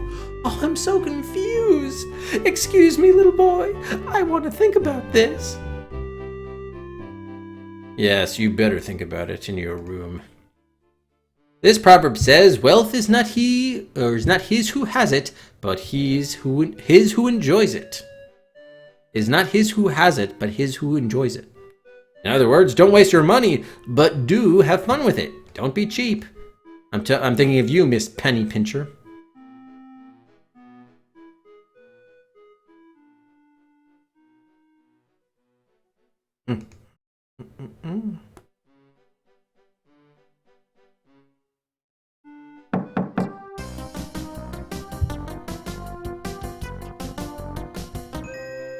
Here, Mrs. Pincher, you might be interested in this.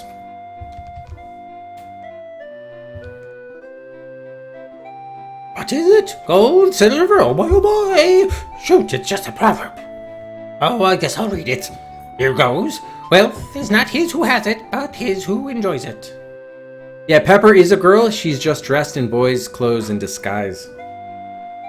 As the Watchmen were after her as a girl. Hey, how's it going, Kappa? Now what's that supposed to mean? You can't mean me. I enjoy my money. I'm not a miser. I'm not a skinflint. Oh, who am I trying to kid? Moths fly out of my purse every time I open it. Boo-hoo! I'm a cranky old miser. Well, I'm gonna change my ways. What will I do first? Maybe I'll go shopping. Yeah, groovy. I just wish I knew what to do about the pews. If only Ben would give me some advice. Oh well, I'll see you later, little boy. I'm going out on the town. She's gonna spend her money. Alright, is that... Yeah, that was the last batch. Alright, so we need our final batch, which is probably gonna deal with the gambling dude and the old cranky lady that lives upstairs. And maybe Ben Franklin himself, actually. Hey, Mr. Richard, I'm back for more. What? Oh, 'tis thee, lad. I'm sorry, Mr. Richard. I didn't mean to startle you. I'm nervous because the redcoats have been watching me, that's all. Here, take the last two. Oh, last two. The last two proverbs. Off with you before they arrest you as well. Hey, no way. I'm not leaving you here for those vultures. Come with me. Lad, thou art kind as well as brave, but I must stay and close up my stand. But fear not, for I am quick and quiet as a shadow. They'll never catch me. Oh, really? You didn't look so shadowy with your head stuck in the town stocks. Ha ha! Well, I've learned from my mistakes, thou sharp-tongued rascal. So off with thee. Don't forget we need that key, man. Hey, how's it going, Lester? How did we get 3 deaths? 2 of them were for... Yeah, 2 of them were for getting spotted by the town watchman. Actually, all 3 were for the town watchman. One was... Well, actually, 2 of them were intentional, and then one was sort of accidental by timing. Okay, actually, one of them was improper clothing, and 2 of them were that we waited too long, and he recognized us even through the clothing. Yeah, it was actually a great death, too, because you see the White House with an American flag in the background, and then the American flag drops, and the British flag comes in, the Union Jack. So you lost the entire country to England. The American Revolution was a failure, I suppose. All right, the proverb says, "Tart words make no friends. A spoonful of honey will catch more flies than a gallon of vinegar." How's it going, Duriel? In other words, don't say mean things to people. They'll like you better if you're nice. All right, we know who that is. That mean Mrs. Old Lady So-and-so. Yes, ye old so-and-so. There you go, perfect. All right, where are pebbles? The pebbles clatter off the upper story window. How are we gonna get her this proverb, by the way? Here it comes. What is it? What is it? Oh, it's just some stupid wooden carving. Let's see what it says. Tart words make no friends. A spoonful of honey will catch more flies than a gallon of vinegar. Oh dear, I suppose this means me. It must. Oh no, how could I have been so mean to everybody? I'm sorry, little boy, I've been just awful to you. It's okay, Miss Nettlesome. I know you weren't really yourself. That's no excuse. I was terribly rude to you. I was rude to everyone. Excuse me, I think I need to go inside and figure out how to apologize to everybody. Oh, if only Ben could give me some advice. Oh well, I'll see you later. Okay, thank you. All right, the last one's going to be the gambler, right? The proverb says, "Avoid dishonest gain. No price can recompense the pangs of vice." In other words, don't cheat people out of their money. You'll regret it if you do. They're the gamblers.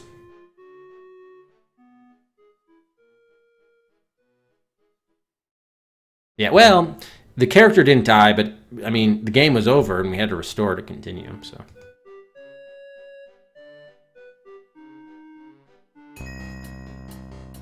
Roland, hello! How are you? Huh? Oh, I am as I always am. I am one with the sun, I am one with the moon, I am the winds and the cosmos. Really? Nah, My backside is getting sore from sitting here all day, and these cool shades are making dents in my nose. So what can I do you for, Cosmic Cat? Nothing, actually. I have something to give you. I'm intrigued. Lay it on me. Oh, cool, a poem. Let's see. Avoid dishonest gain, no price can recompense the pangs of vice. Hey, are you saying that I'm dishonest? I am not. Every game I run is perfectly fair. Every customer has a 1 in 1,500 chance of winning. Oh, rats. I'm a dishonest, cheating curb shark. I admit it. Oh, I'm glad my mamo can't see me now. Ah! Will I ever get this stain off my karma? Oh man, I'd better change my ways. I'm so confused. I wish Ben could tell me what to do. Oh well, I guess I'll meditate on my sins.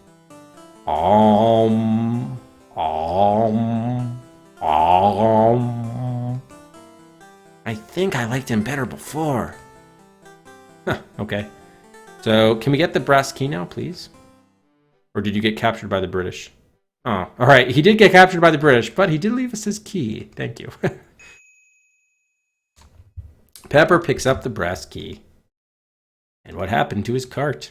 A carpet bag lies among the ruins of poor Richard Stands.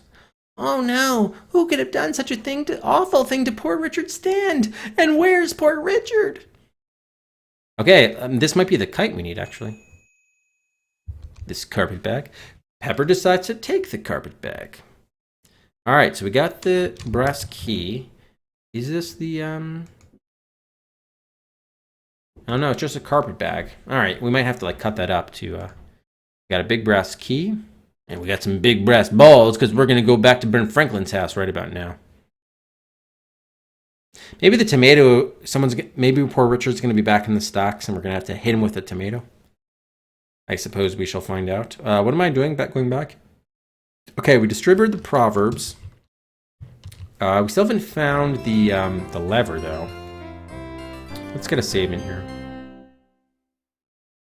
We still haven't found the lever, and I guess we haven't found well, there are plenty of stools, but we can't reach that ladder rung. Ben Franklin's house. Yeah, exactly. It is more dangerous than useful, as every movie ever has ever taught us. Wow, they rattle. We still don't need the matches, huh? Nope, not just yet. Okay.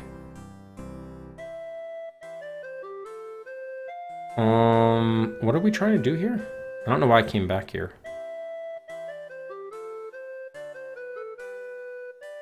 We need water and an iron rod. Yeah, I don't know why I did come back here. Can we combine these objects, by the way? Like, the bottle, we have to wrap the tinfoil around the bottle, right? Yeah, like that. Pepper carefully lines the jar with the tin. Okay. Now we need, I guess we need water before we can use the cork. Well, actually, can we just, there are a couple of sources of water. There's the hot tub, although I don't know if they want hot water. And then there's also that brook, right? Or that moat. See if we can get some water here. Use the step stool to get it. Here's a jar for you, Ben. No, thank you, lad. I'm at peace with what I have. I was trying to get water, not give the jar. Excuse me, Ben. I'm just gonna fill this jar with water. Okay, good. That worked. Boom. Okay, we got the water. Now we just need to put the rubber cork on it.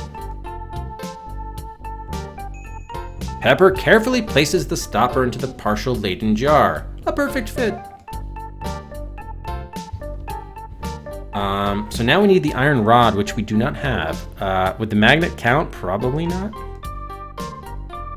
Yeah, Pepper doesn't need that to finish the laden jar. All right, so we're still missing an iron rod. I don't suppose we can take any of these. Pepper can't reach the pipe. Wouldn't be polite to take his book arm. There's nothing Pepper particularly needs to do there. What is this, a broom? The hot tub is made of pine. It's a little rough. Ben probably made it in a hurry. All right, so we got to get an iron rod. And didn't they say there was a lever missing for the printing press? Maybe that's the iron rod we need. Okay, that's a candlestick. Or just a candle. Maybe it's on the roof, but we're gonna have to move something over there. So how is the stool broken? There's a huge crack in one of its legs. Guess I'm probably not gonna be able to fix that. Okay, maybe this... no, I guess that wouldn't work. Alright.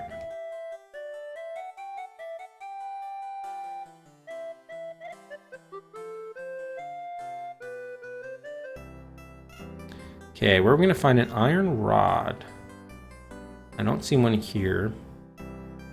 Unless we can yank a brass candlestick.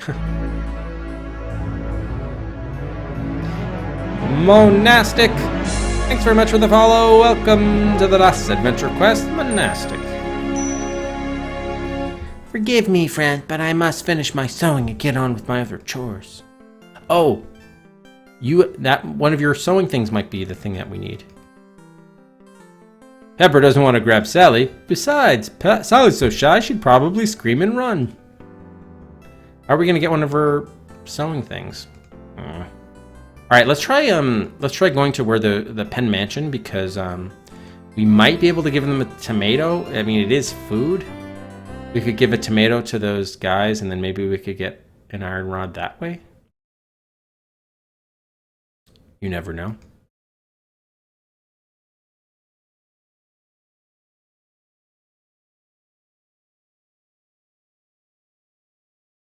There still is that pothole there. There we go. Yeah, we can't go back in there. Was there a rod there? I don't think so. We'll double check. Let's first go over here. Yeah, they just have guns and such. Let me see if they want this tomato. They said they were hungry, right? Well, I guess you can have this tomato. A tomato? Yes! Give it here, lad! Now! Stop! What? Don't you eat that tomato, Cecil! It's deadly nightshade it is! You'd be stone dead in a moment! I would? No. Tomatoes aren't poisonous. They're a member of the nightshade family, but... But nothing! You were trying to kill us! If it hadn't been for Monty here, I'd be pushing up daisies by now! Thank you, Monty. You're a special fella. Oh. I'm totally gonna hurl. Ah, damn it. Okay, so we still need food for these guys. I should have given them the cabbage that I ended up giving the goat. That's too bad. What was this again? This was the... Oh, and this was the Melonist. Maybe we can get by them by giving them the Melonist brochure. Don't try it, little laddie. I can't be bribed. You don't have any gold or mutton, do you? Right, not. Like I said, I can't be bribed. So he said mutton or gold? Well, that's a brasky, not gold. Good to know. Good to know. Silk kite, silken string. I thought we did need that other string for something. Can't remember what it was, though. Okay, so we're not going to be able to get the iron rod here then yet. Okay, let's go in the alleyway, I suppose. I'm guessing it's actually to the knitting. It's probably the knitting is what we need. Yeah, we can't get anything here. You sure we can't talk to these guys anymore? Excuse me, little dude, but I have a lot of reading to do. See you later, okay? Hey, short person, I appreciate your help, but I'm totally behind on my reading. I'll talk to you later, okay? Oh, we can ask anyway? Mr. Raveler, what does Ben Franklin think about this rampant taxing of the poor? Oh, he says money's only a material object. He told us not to darken our karmas by worrying about it, but no one took his yo-yo. Mr. Raveler, am I to assume that this is the work of the odious Pews?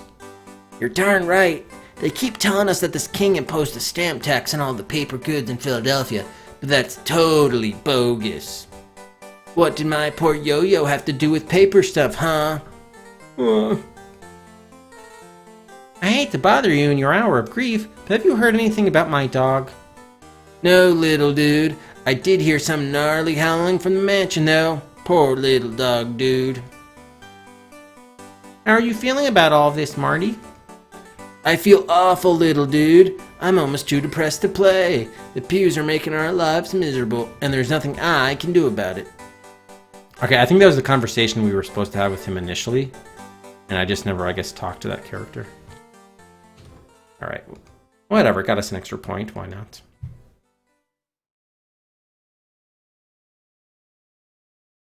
Maybe the baker has a rod, actually. We know we still need that fan, but I didn't see the fan in the Franklin house. So Debbie Franklin, I guess, took it somewhere. Yeah. Oh, I could get a replacement ladder here, but damn it. Jeez, Miss Gumdrops, that was terrible, the way the General taxed those poor little boys. How could anyone be so mean? Please, lad, call me Goody.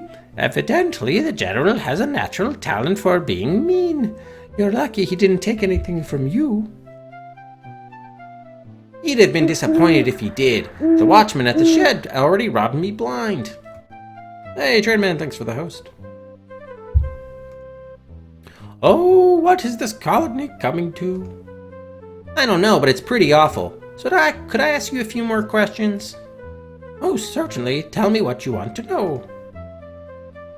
Oh, another point, okay.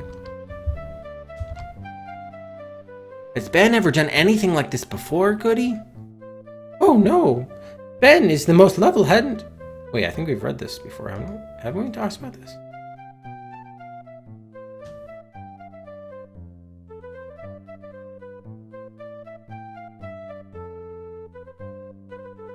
Oh. I guess we didn't read this before, actually. Of course. Now, most of my neighbors have no will to do anything but sit around like lumps. Such a shame, such a shame. Goody, please tell me what the pews are going to do to my dog. I can take it. Well, I don't know exactly, but last fall, this poor little poodle... Oh, I don't know if I can go on. Please? Oh, very well. This poor little poodle escaped from the mansion one night. It was dyed green with orange spots, and it had a huge bonnet glued to its head. I tried to lure the poor dog into my shop with a bit of a cinnamon bun, but... The poor wee beastie was so ashamed it just ran into the woods and vanished. It's never been seen again. It said that on dark nights you can hear the poodle howl and see the silhouette of a lacy bonnet against the full moon. Oh, it's just terrible. So, you must really love to bake, huh, Goody? Oh, yes. If I had some chocolate to bake with, I'd be so happy. Well, I'd be happier if I could get rid of those blasted flies. Shoo, shoo now. Alright, so we have to find, Oh, that's probably what we end up giving to the redcoat soldiers. She, bakes some baked good, and then we give it to them, and then we get access to the mansion. Pen mansion. Hey, at least they like cabbage cookies. At least they like cabbage cookies. Okay, cool. So we still need this fan and the rod. So it's probably going to be those knitting. Oh, wait. Can we get it from old so-and-so? Let me just double check.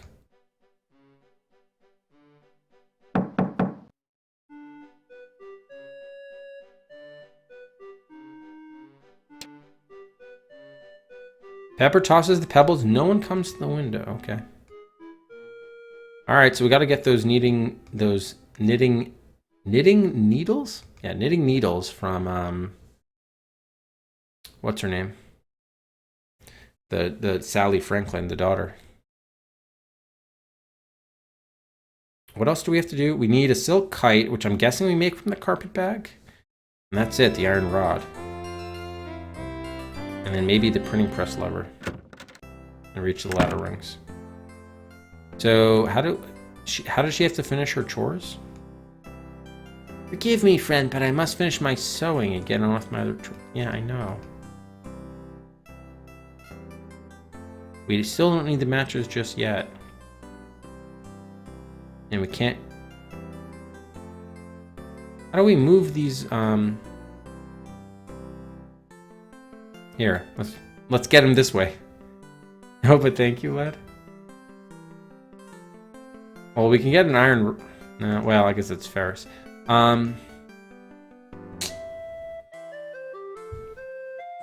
We still need a stool. Are you sure we can't move anything over to... She might break something. We just need to move something over to stand. We just need a stool, and there are like 5 in this house alone. You can't use any of them? It's ridiculous. Okay, so where's this rod? This is a chain. Yeah. Pepper wouldn't take Ben to the library, picture, post office, or... it's very important to him.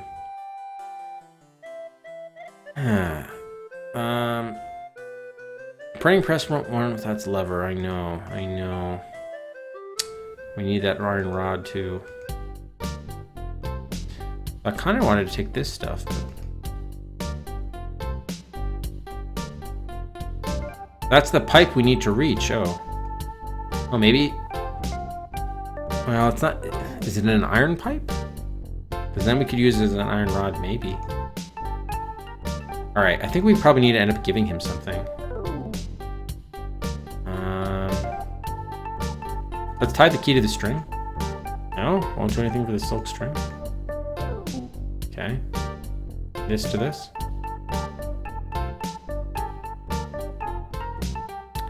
Okay. These were the plans for the... If he has a reaction. Electricity plans. The experiment plans. Mr. Franklin, look what I have. A schematic. For your famous kite key experiment. Is it famous yet? I found it in your workroom. That's nice, child. You keep it. I'm totally beyond science now. I'm into cosmic consciousness. You dig? Go meditate in the cabbage patch, okay? Cosmic consciousness, my foot. He looks like a cosmic couch potato to me. What did you say, child? The music of the universe was filling my ears, so I didn't hear you. I said, if I find the stuff for the experiment, will you show me how it works? Please, Ben, please. Well, after I've had my nap, perhaps. On second thought, I don't think I'll feel like it. The water's so cold it's ruining my relaxation. If I get you some more hot water, will you help me then? Well, hot water, eh? This tub is really getting cold. Alright, sure, kid. Do whatever you say if you get me some more hot water. Okay. Get hot water. I see, that's when we have to create the fire with the kettle and everything. Alright. Maybe we need the matches now. Let's find out.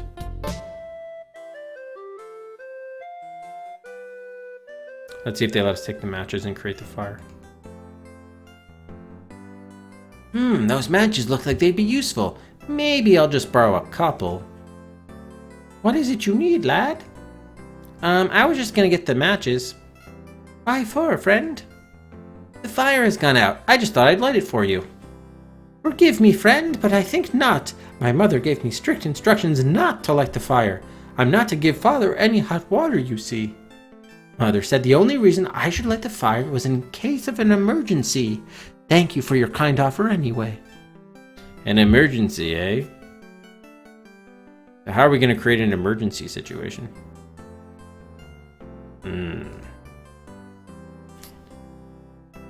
Alright, she has finished the sewing. So maybe if we have to get onto the roof, we could do something? How are we going to create an emergency situation? Okay, what do we have? We have the pebbles. These are like experiment stuff. We do have a magnet and a tomato. The plans. This is the Melanus book. Okay. What did Ben Franklin say about the... Well, I guess he gave us the pamphlet. I'm just curious what he would say if we gave it back to him.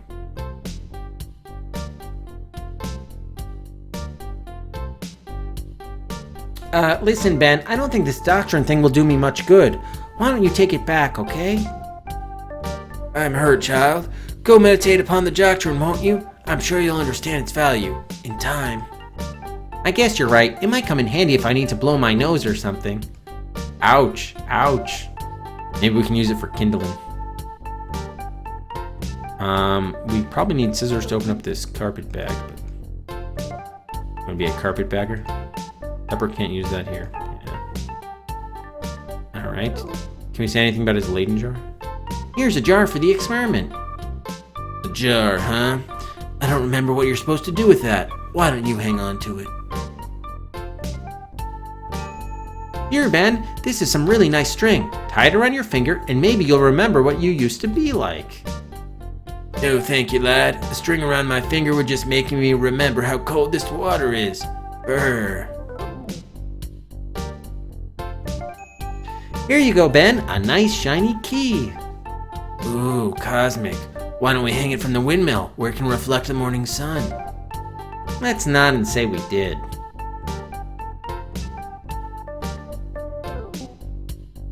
Can't use that here? Damn it. Oh, I already tried the bag, right? Yeah. Throw a tomato at his head. Maybe if you eat something, you'll feel better. Here, Ben. No, thank you, child. I can sense that the tomato is not yet ready to leave this world. Maybe if I smack them upside the head with it. I beg your pardon, child. Oh, never mind. Wow, now they're like promoting violence against adults. What a game, what a game. Here, Ben, have some string. I just gave that to you, child. Keep it and treasure it. Okay, fair enough. Do we have bellows? There's no iron rod, huh?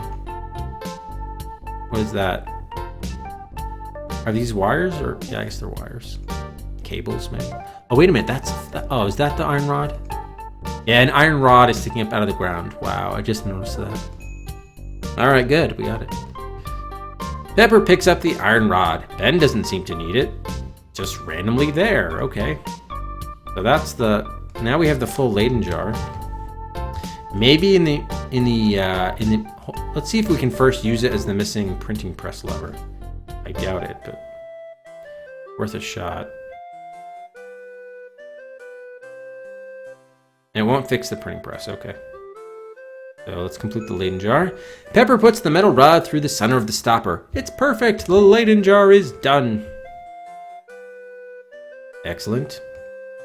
It's the finished Leyden jar. All it needs is a little juice. Okay, so we're done with this. We need the lever, hot water, ladder rungs. Maybe that makes the, right. And the silk kite, which I'm guessing is probably this.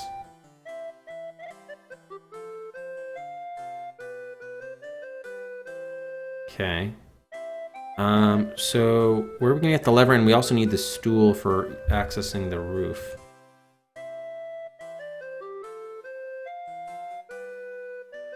Yeah, we need something to step up on. Apparently, none of the stools in this house are good enough for us. All right, maybe I probably should get him to comment on the Leyden jar. All right, and we need to create emergency to make fire. Well, yeah, I guess, I just needed to look closer. I did kind of stand out. I guess I didn't look at it closely enough. Like, what is this little dot here? Okay, any comments on the completed Leyden jar?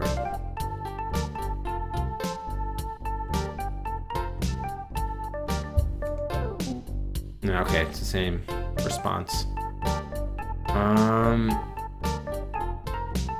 So where are we gonna get this lever? That's what I was trying to use.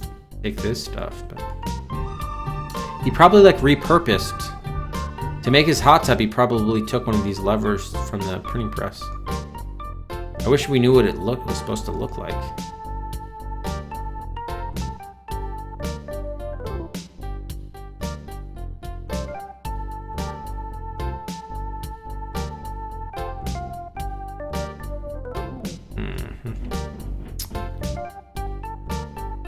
Can't reach the windmill. Okay. This is a cable, I guess.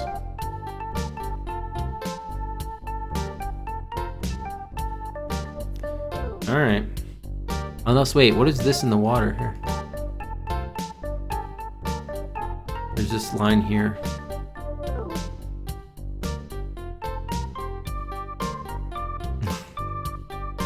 weird. I think it's something, they just won't let us go after it. Alright, how are we getting the stool? There was one there, this one's broken. Oh, maybe we have to, like, how do we fix a broken or cracked thing?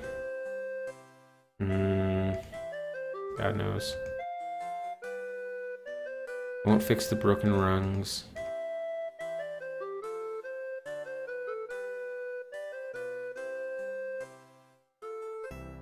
We gotta create an emergency.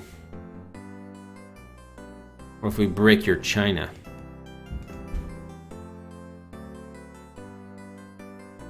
Alright, how can you definitely we're gonna have to use this probably. To create some sort of chaos.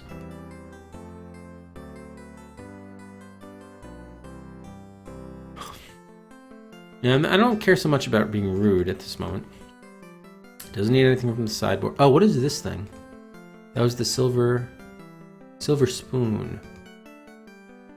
Pepper wouldn't take the candlesticks. What about the silver spoon? Pineapple?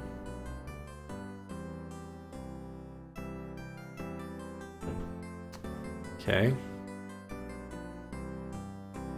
So how would the girl respond? She just says she doesn't want... Oh, maybe she needs some string knitting? No, thank you.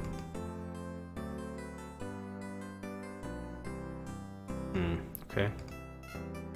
I still don't know what I'm gonna use to stand on.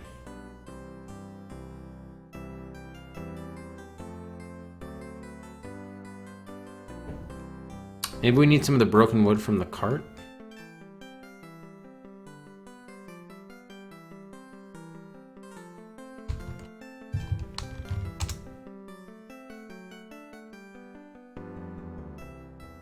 Oh my god, please.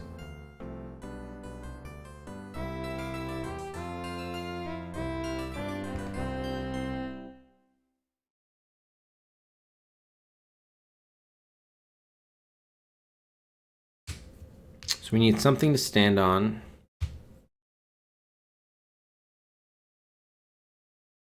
We need to create an emergency. And we also need a silk kite, I believe. Pepper wishes she could fix Poor Richard's stand, but she wouldn't even know where to begin. Besides, it looks totaled. I just want to make sure there's no pieces that we need. Maybe we can go metal detecting. I guess we're probably otherwise done. Yeah, maybe we just have to be at Franklin's house the rest of the way. This guy's probably... Oh, no, we got another point. Okay. Hey, Roland?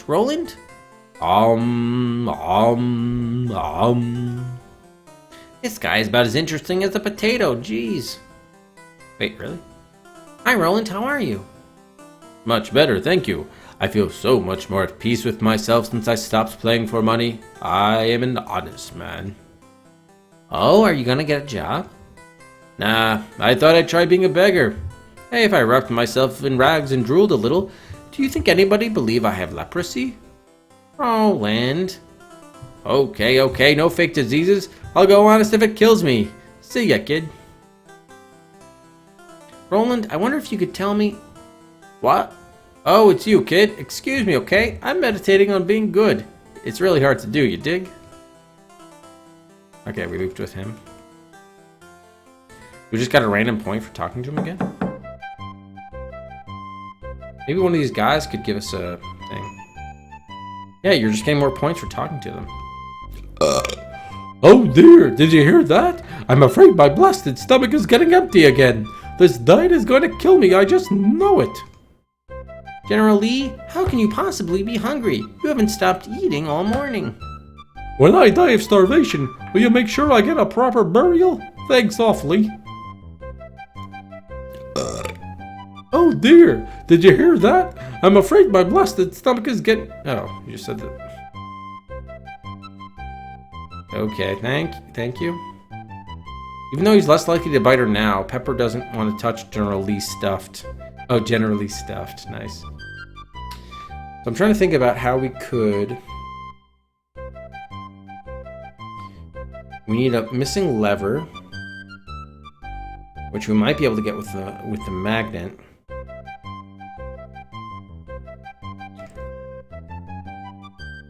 Oh.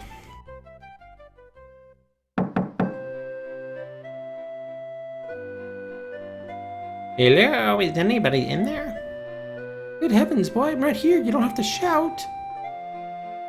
Don't just stand there, child. Go break your piggy bank and go shopping. Okay.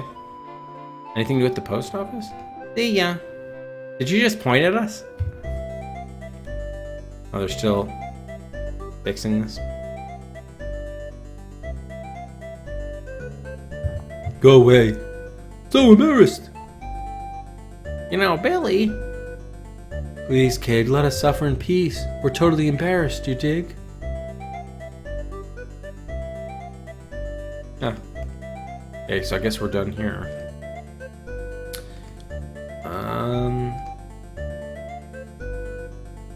How are we gonna create an emergency that's not a fire? Because that's what we're trying to build is a fire. I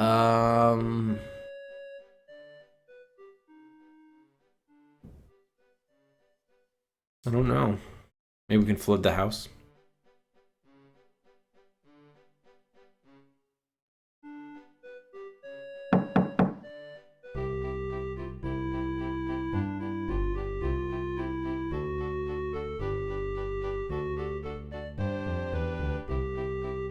I'll talk to you later, little fellow. I have to go fluff up some wigs.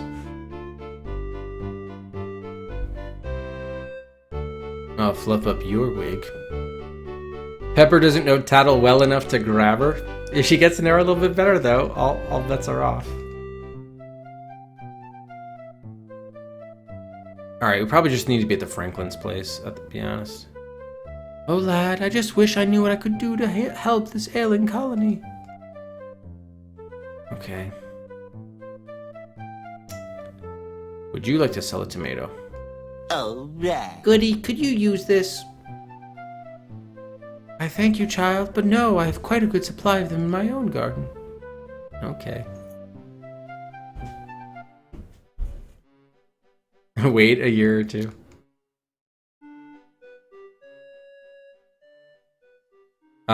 Yeah, we're kind of, I guess, could be, oh no, I guess we're not quite halfway in points. Yeah, I don't know. We need this lever. I don't know where the hell this lever is.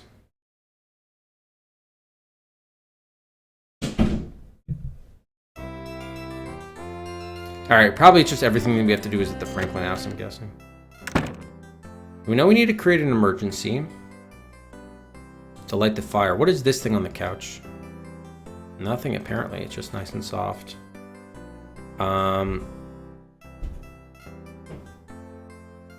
Maybe we need to break something? Although it says he didn't want to break it. Yeah, throw a rock through the window. Well, what would be an emergency? Maybe if it's so cold, they'd want to light the fire to stay warm. How would we make it cold? Jeez, it's a great question, actually. Can't get his inkwell.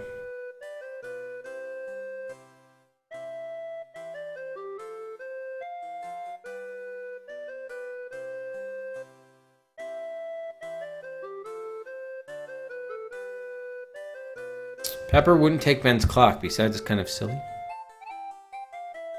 And we can't take the tools. Or this chain, whatever this is. Pepper really enjoys her Italian class in school, but she doesn't have time to study right now. Okay. Oh, wow. Alright, so we'll pause here for another buy break.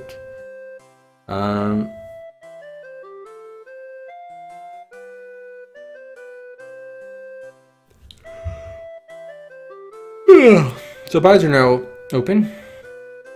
Oh, excuse me. Now the fatigue is starting to set in.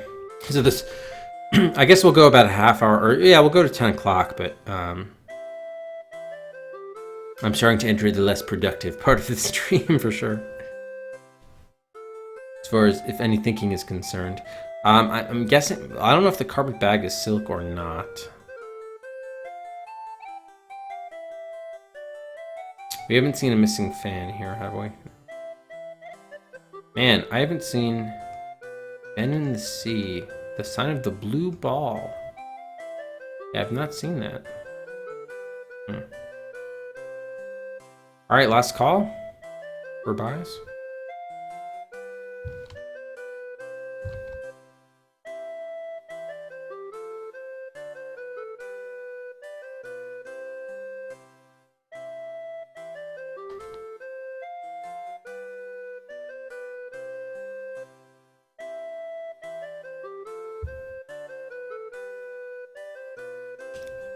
Alright.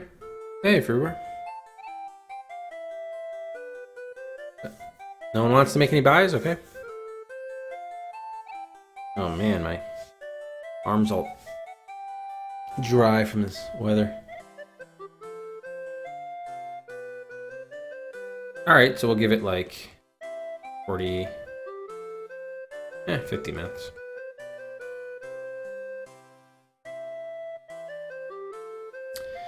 Alright, so we need to get still kite, although I really want to get up there. I have a feeling like the kite's probably on the roof. So we need to... So stupid, there are 4 stools in this house, and we're not able to get any one of them. We can't use the magnet anywhere here, huh?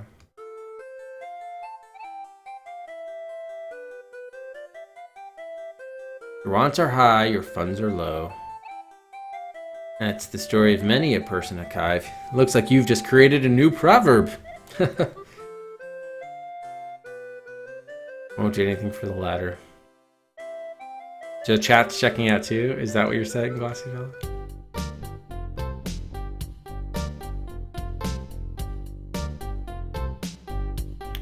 I have a feeling he used one of these levers, like, to make the book arm. But I tried using this book here and it didn't. Oh, ouch. Hope everything's okay, Classy. Yeah, already doesn't care. Magnet? Yeah, I can't use that. So how do we create an emergency? Maybe if we shut down his... Now, I guess we can't shut down his tub because the whole point is we need to get him hotter water. Fence is strongly built. Already got a tomato. We don't want cabbages. Not interested in tulips. I can't move the step stool inside where I actually need it.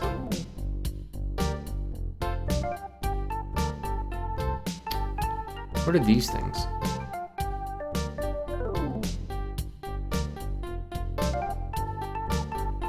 I don't even know. Alright, I have bellows.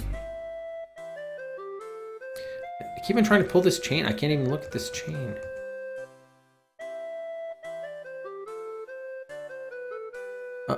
Wait. Oh, painting. Library. Okay, so maybe it's the right side? I guess that's not an item you can target, that chain. Interesting. Alright, is there any way we could... Can't get a stool, can we fix the rungs? Will not fix the broken rungs.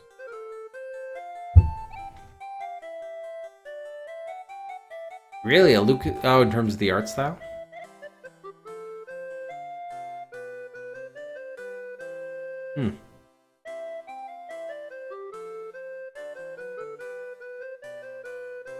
Oh.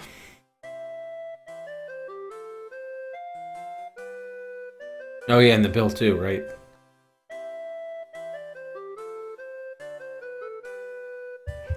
Where are we gonna find this lever? Did someone dump it at the garden or something?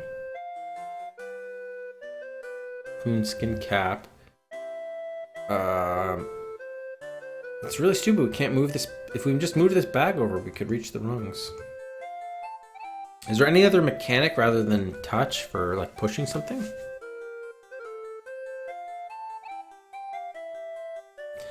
I think what's quote 100?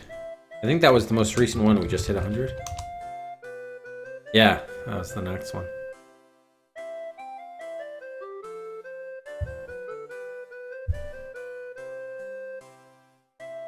How do you feel about turkey jerky?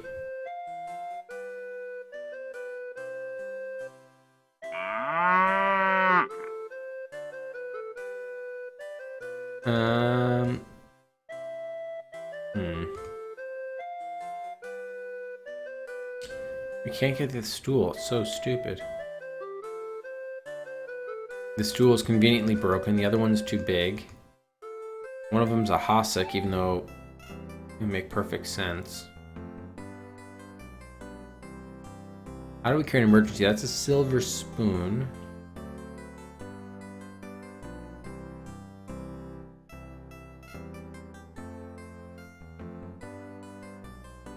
Funnel. Where does the funnel lead? Do we know? Big funnel connected. Maybe we'll just pour water in there, see what happens. Oh, come on. Come on. Come on. Maybe we should talk into it. Yeah, maybe there's someone on the other end. That's really weird. Ben must use that to pipe hot water to his hot tub. Oh, okay, that'll be the method for delivery. I thought we were gonna have to stand on the step stool and dump it in from like a bucket or something.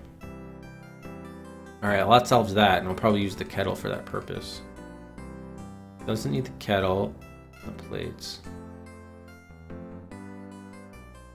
Footstool velvet.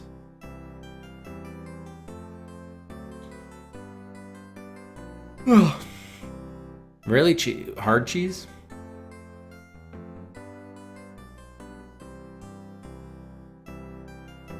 Doesn't want to take the Franklin's pretty flowers. Break the china bowl. Candlesticks. Picture. Can't even reach the chandelier. Geez, that's a fancy chandelier. Ben must have some major bucks.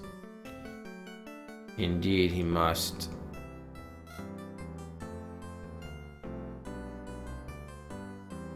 What other chores do you have? Also, how do you suggest we create an emergency here? Here, let's put a carpet bag over your head. That's my mother's. She'll be wanting it if she ever comes home. Maybe we can steal your carpet and shove it in our carpet bag. God damn it.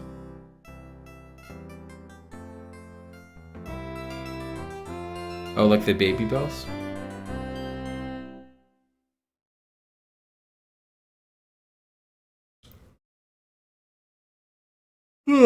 Alright, I'm starting to fade. Alright.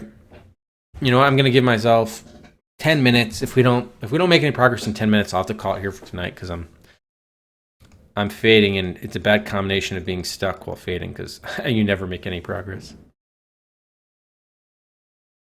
We need that lever. I would guess Ben Franklin just reappropriated it. Probably that's what happened. They're not letting us take any of the stools. Is there any way we could get a stool? They don't let us take any of these pieces of the stand. There's a bench here, but I don't think we're going to be able to get that. Should we talk to them and get an extra point randomly? Ah, it was the baby bells. Vicar Bicker is too bedazzled by Quibble's beauty to talk to Pepper, and Quibble is too moonstruck to talk to Pepper.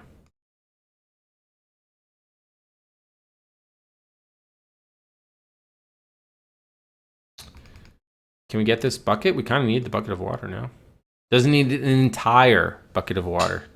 Just enough to fit the jar. Okay.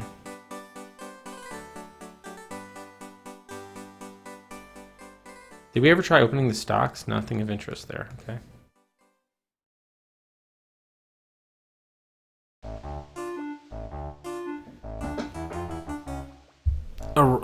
There's a rifle. Why are these rifles look different?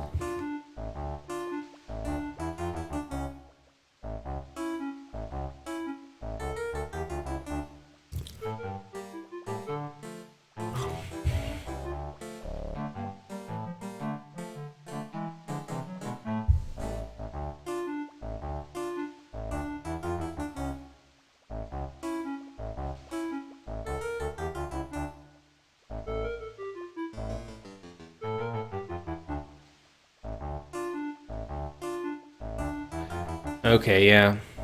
I'm sure we can't do. Yeah. Almost certainly we can't do anything here until we make that chocolate recipe probably. Might go.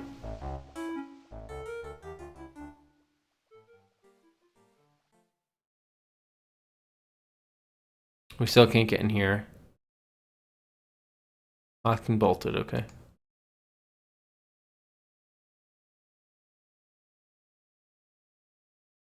Come on.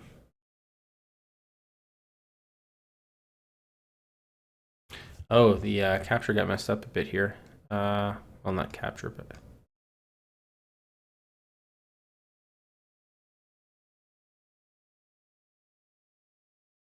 There we go, the window.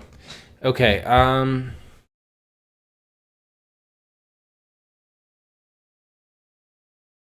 we need the printing press lever and a stool. Those are basically our blockers.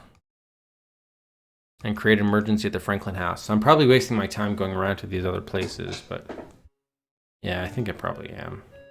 All right, let's just stay at the Franklin house.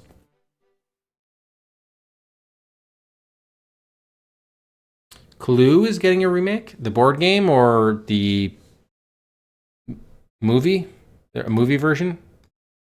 I did enjoy the one with Christopher Lloyd and Tim Curry.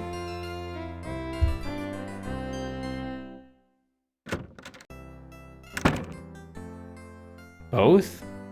Ah? They're remaking the board game?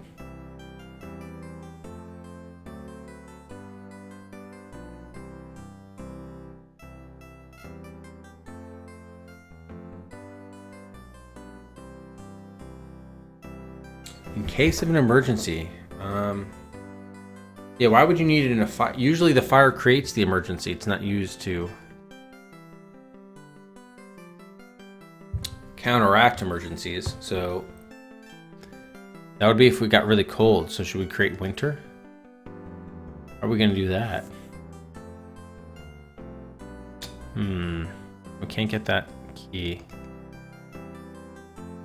All right, what is this thing? There's nothing Pepper wants to do there. I don't know what there is. And they really made the look icon terrible.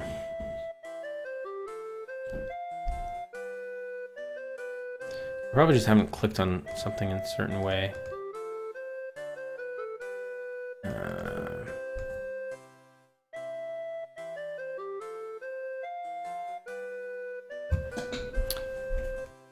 Doesn't need a bag of plaster.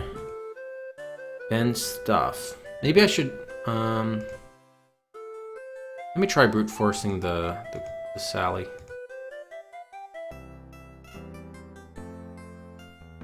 She's probably just gonna say, "Oh, I don't want." Yeah, no, but thank you, lad.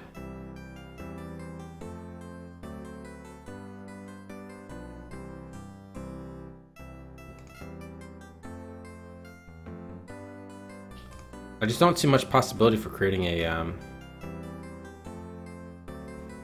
Yeah, I hope it is. There's also The Clue, which I played a little bit of back in the day. It's really neat. It's like you have to. I've really been hoping someone would pick it. You have to like plan burglaries and like robberies and stuff. So it's kind of like like you play a robber in like Victorian England. And no, actually maybe a little bit later than that. And you have to like plan successful heists with different tools and stuff, and kind of neat. I don't think I didn't get that very far into the game, but I liked the whole idea, and it was kind of fun.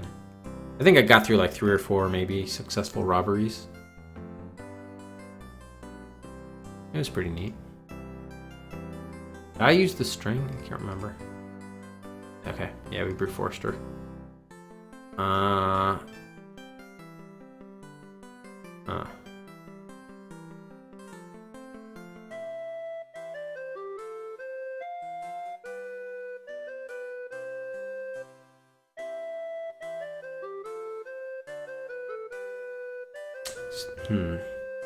Lever.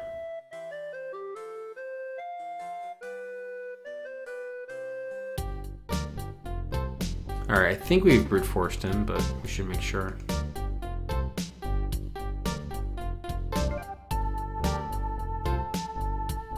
We definitely gave those 3 things. And we did that too. He gave us that. I think we gave him everything else. Wait, cold weather? Well, just make her remember how cold this water is. Is there any way we could tie this around her finger so that she knows how cold she thinks that the area she's in is cold and that she has to use the fire?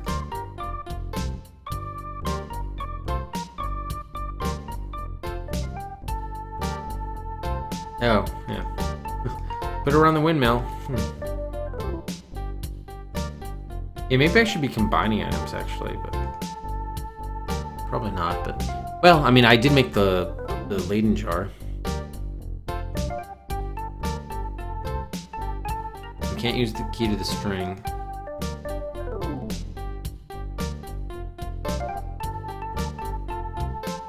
Huh. Okay.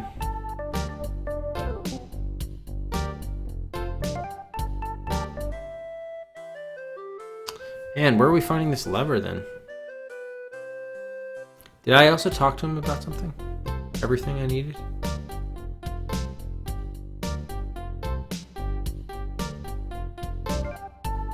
Go find me some hot water, okay, child? My karma's chilled and my dogma is freezing its tail off. More than a little soggy. I really do want that stool, though. This is really stupid. Alright. Is there any way we can jump up here? Stand on something. Stand on the bag? Won't do anything for the ladder. What will do something for the ladder? A stool, which we don't have. Or something to stand on. Like a book. That'd be hilarious use of that.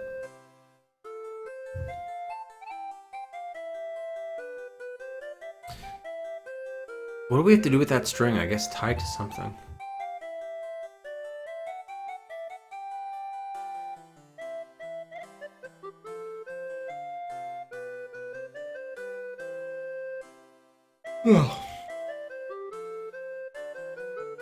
Oh my god. What the hell? Okay, thank you. No, I didn't want to go this way.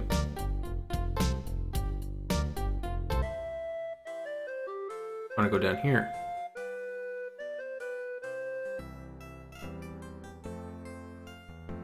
Alright, matches are for making the fire when there's an emergency going on. I still don't know what the emergency is. I'm surprised she doesn't want the string for knitting. And we also can't tie this around her finger, huh? Make her realize how cold it was.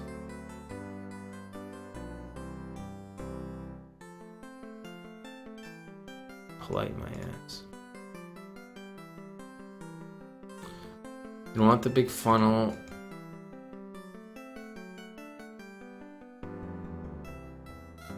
Alright, I'm sorry, I'm too tired. Yeah, sorry guys, I'm gonna have to call it here. Alright, let's we'll do one more final buy period if anyone wants to before we cut stream for the night. So buys are open.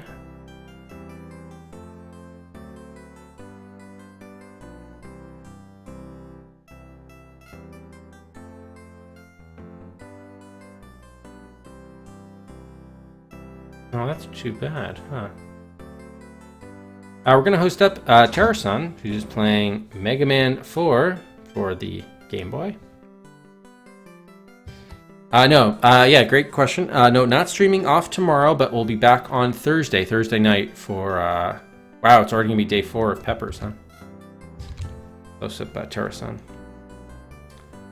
Yeah, sorry guys for the early, early end. We give out a bonus Cedric. But yeah, I've been like kind of sleep deprived and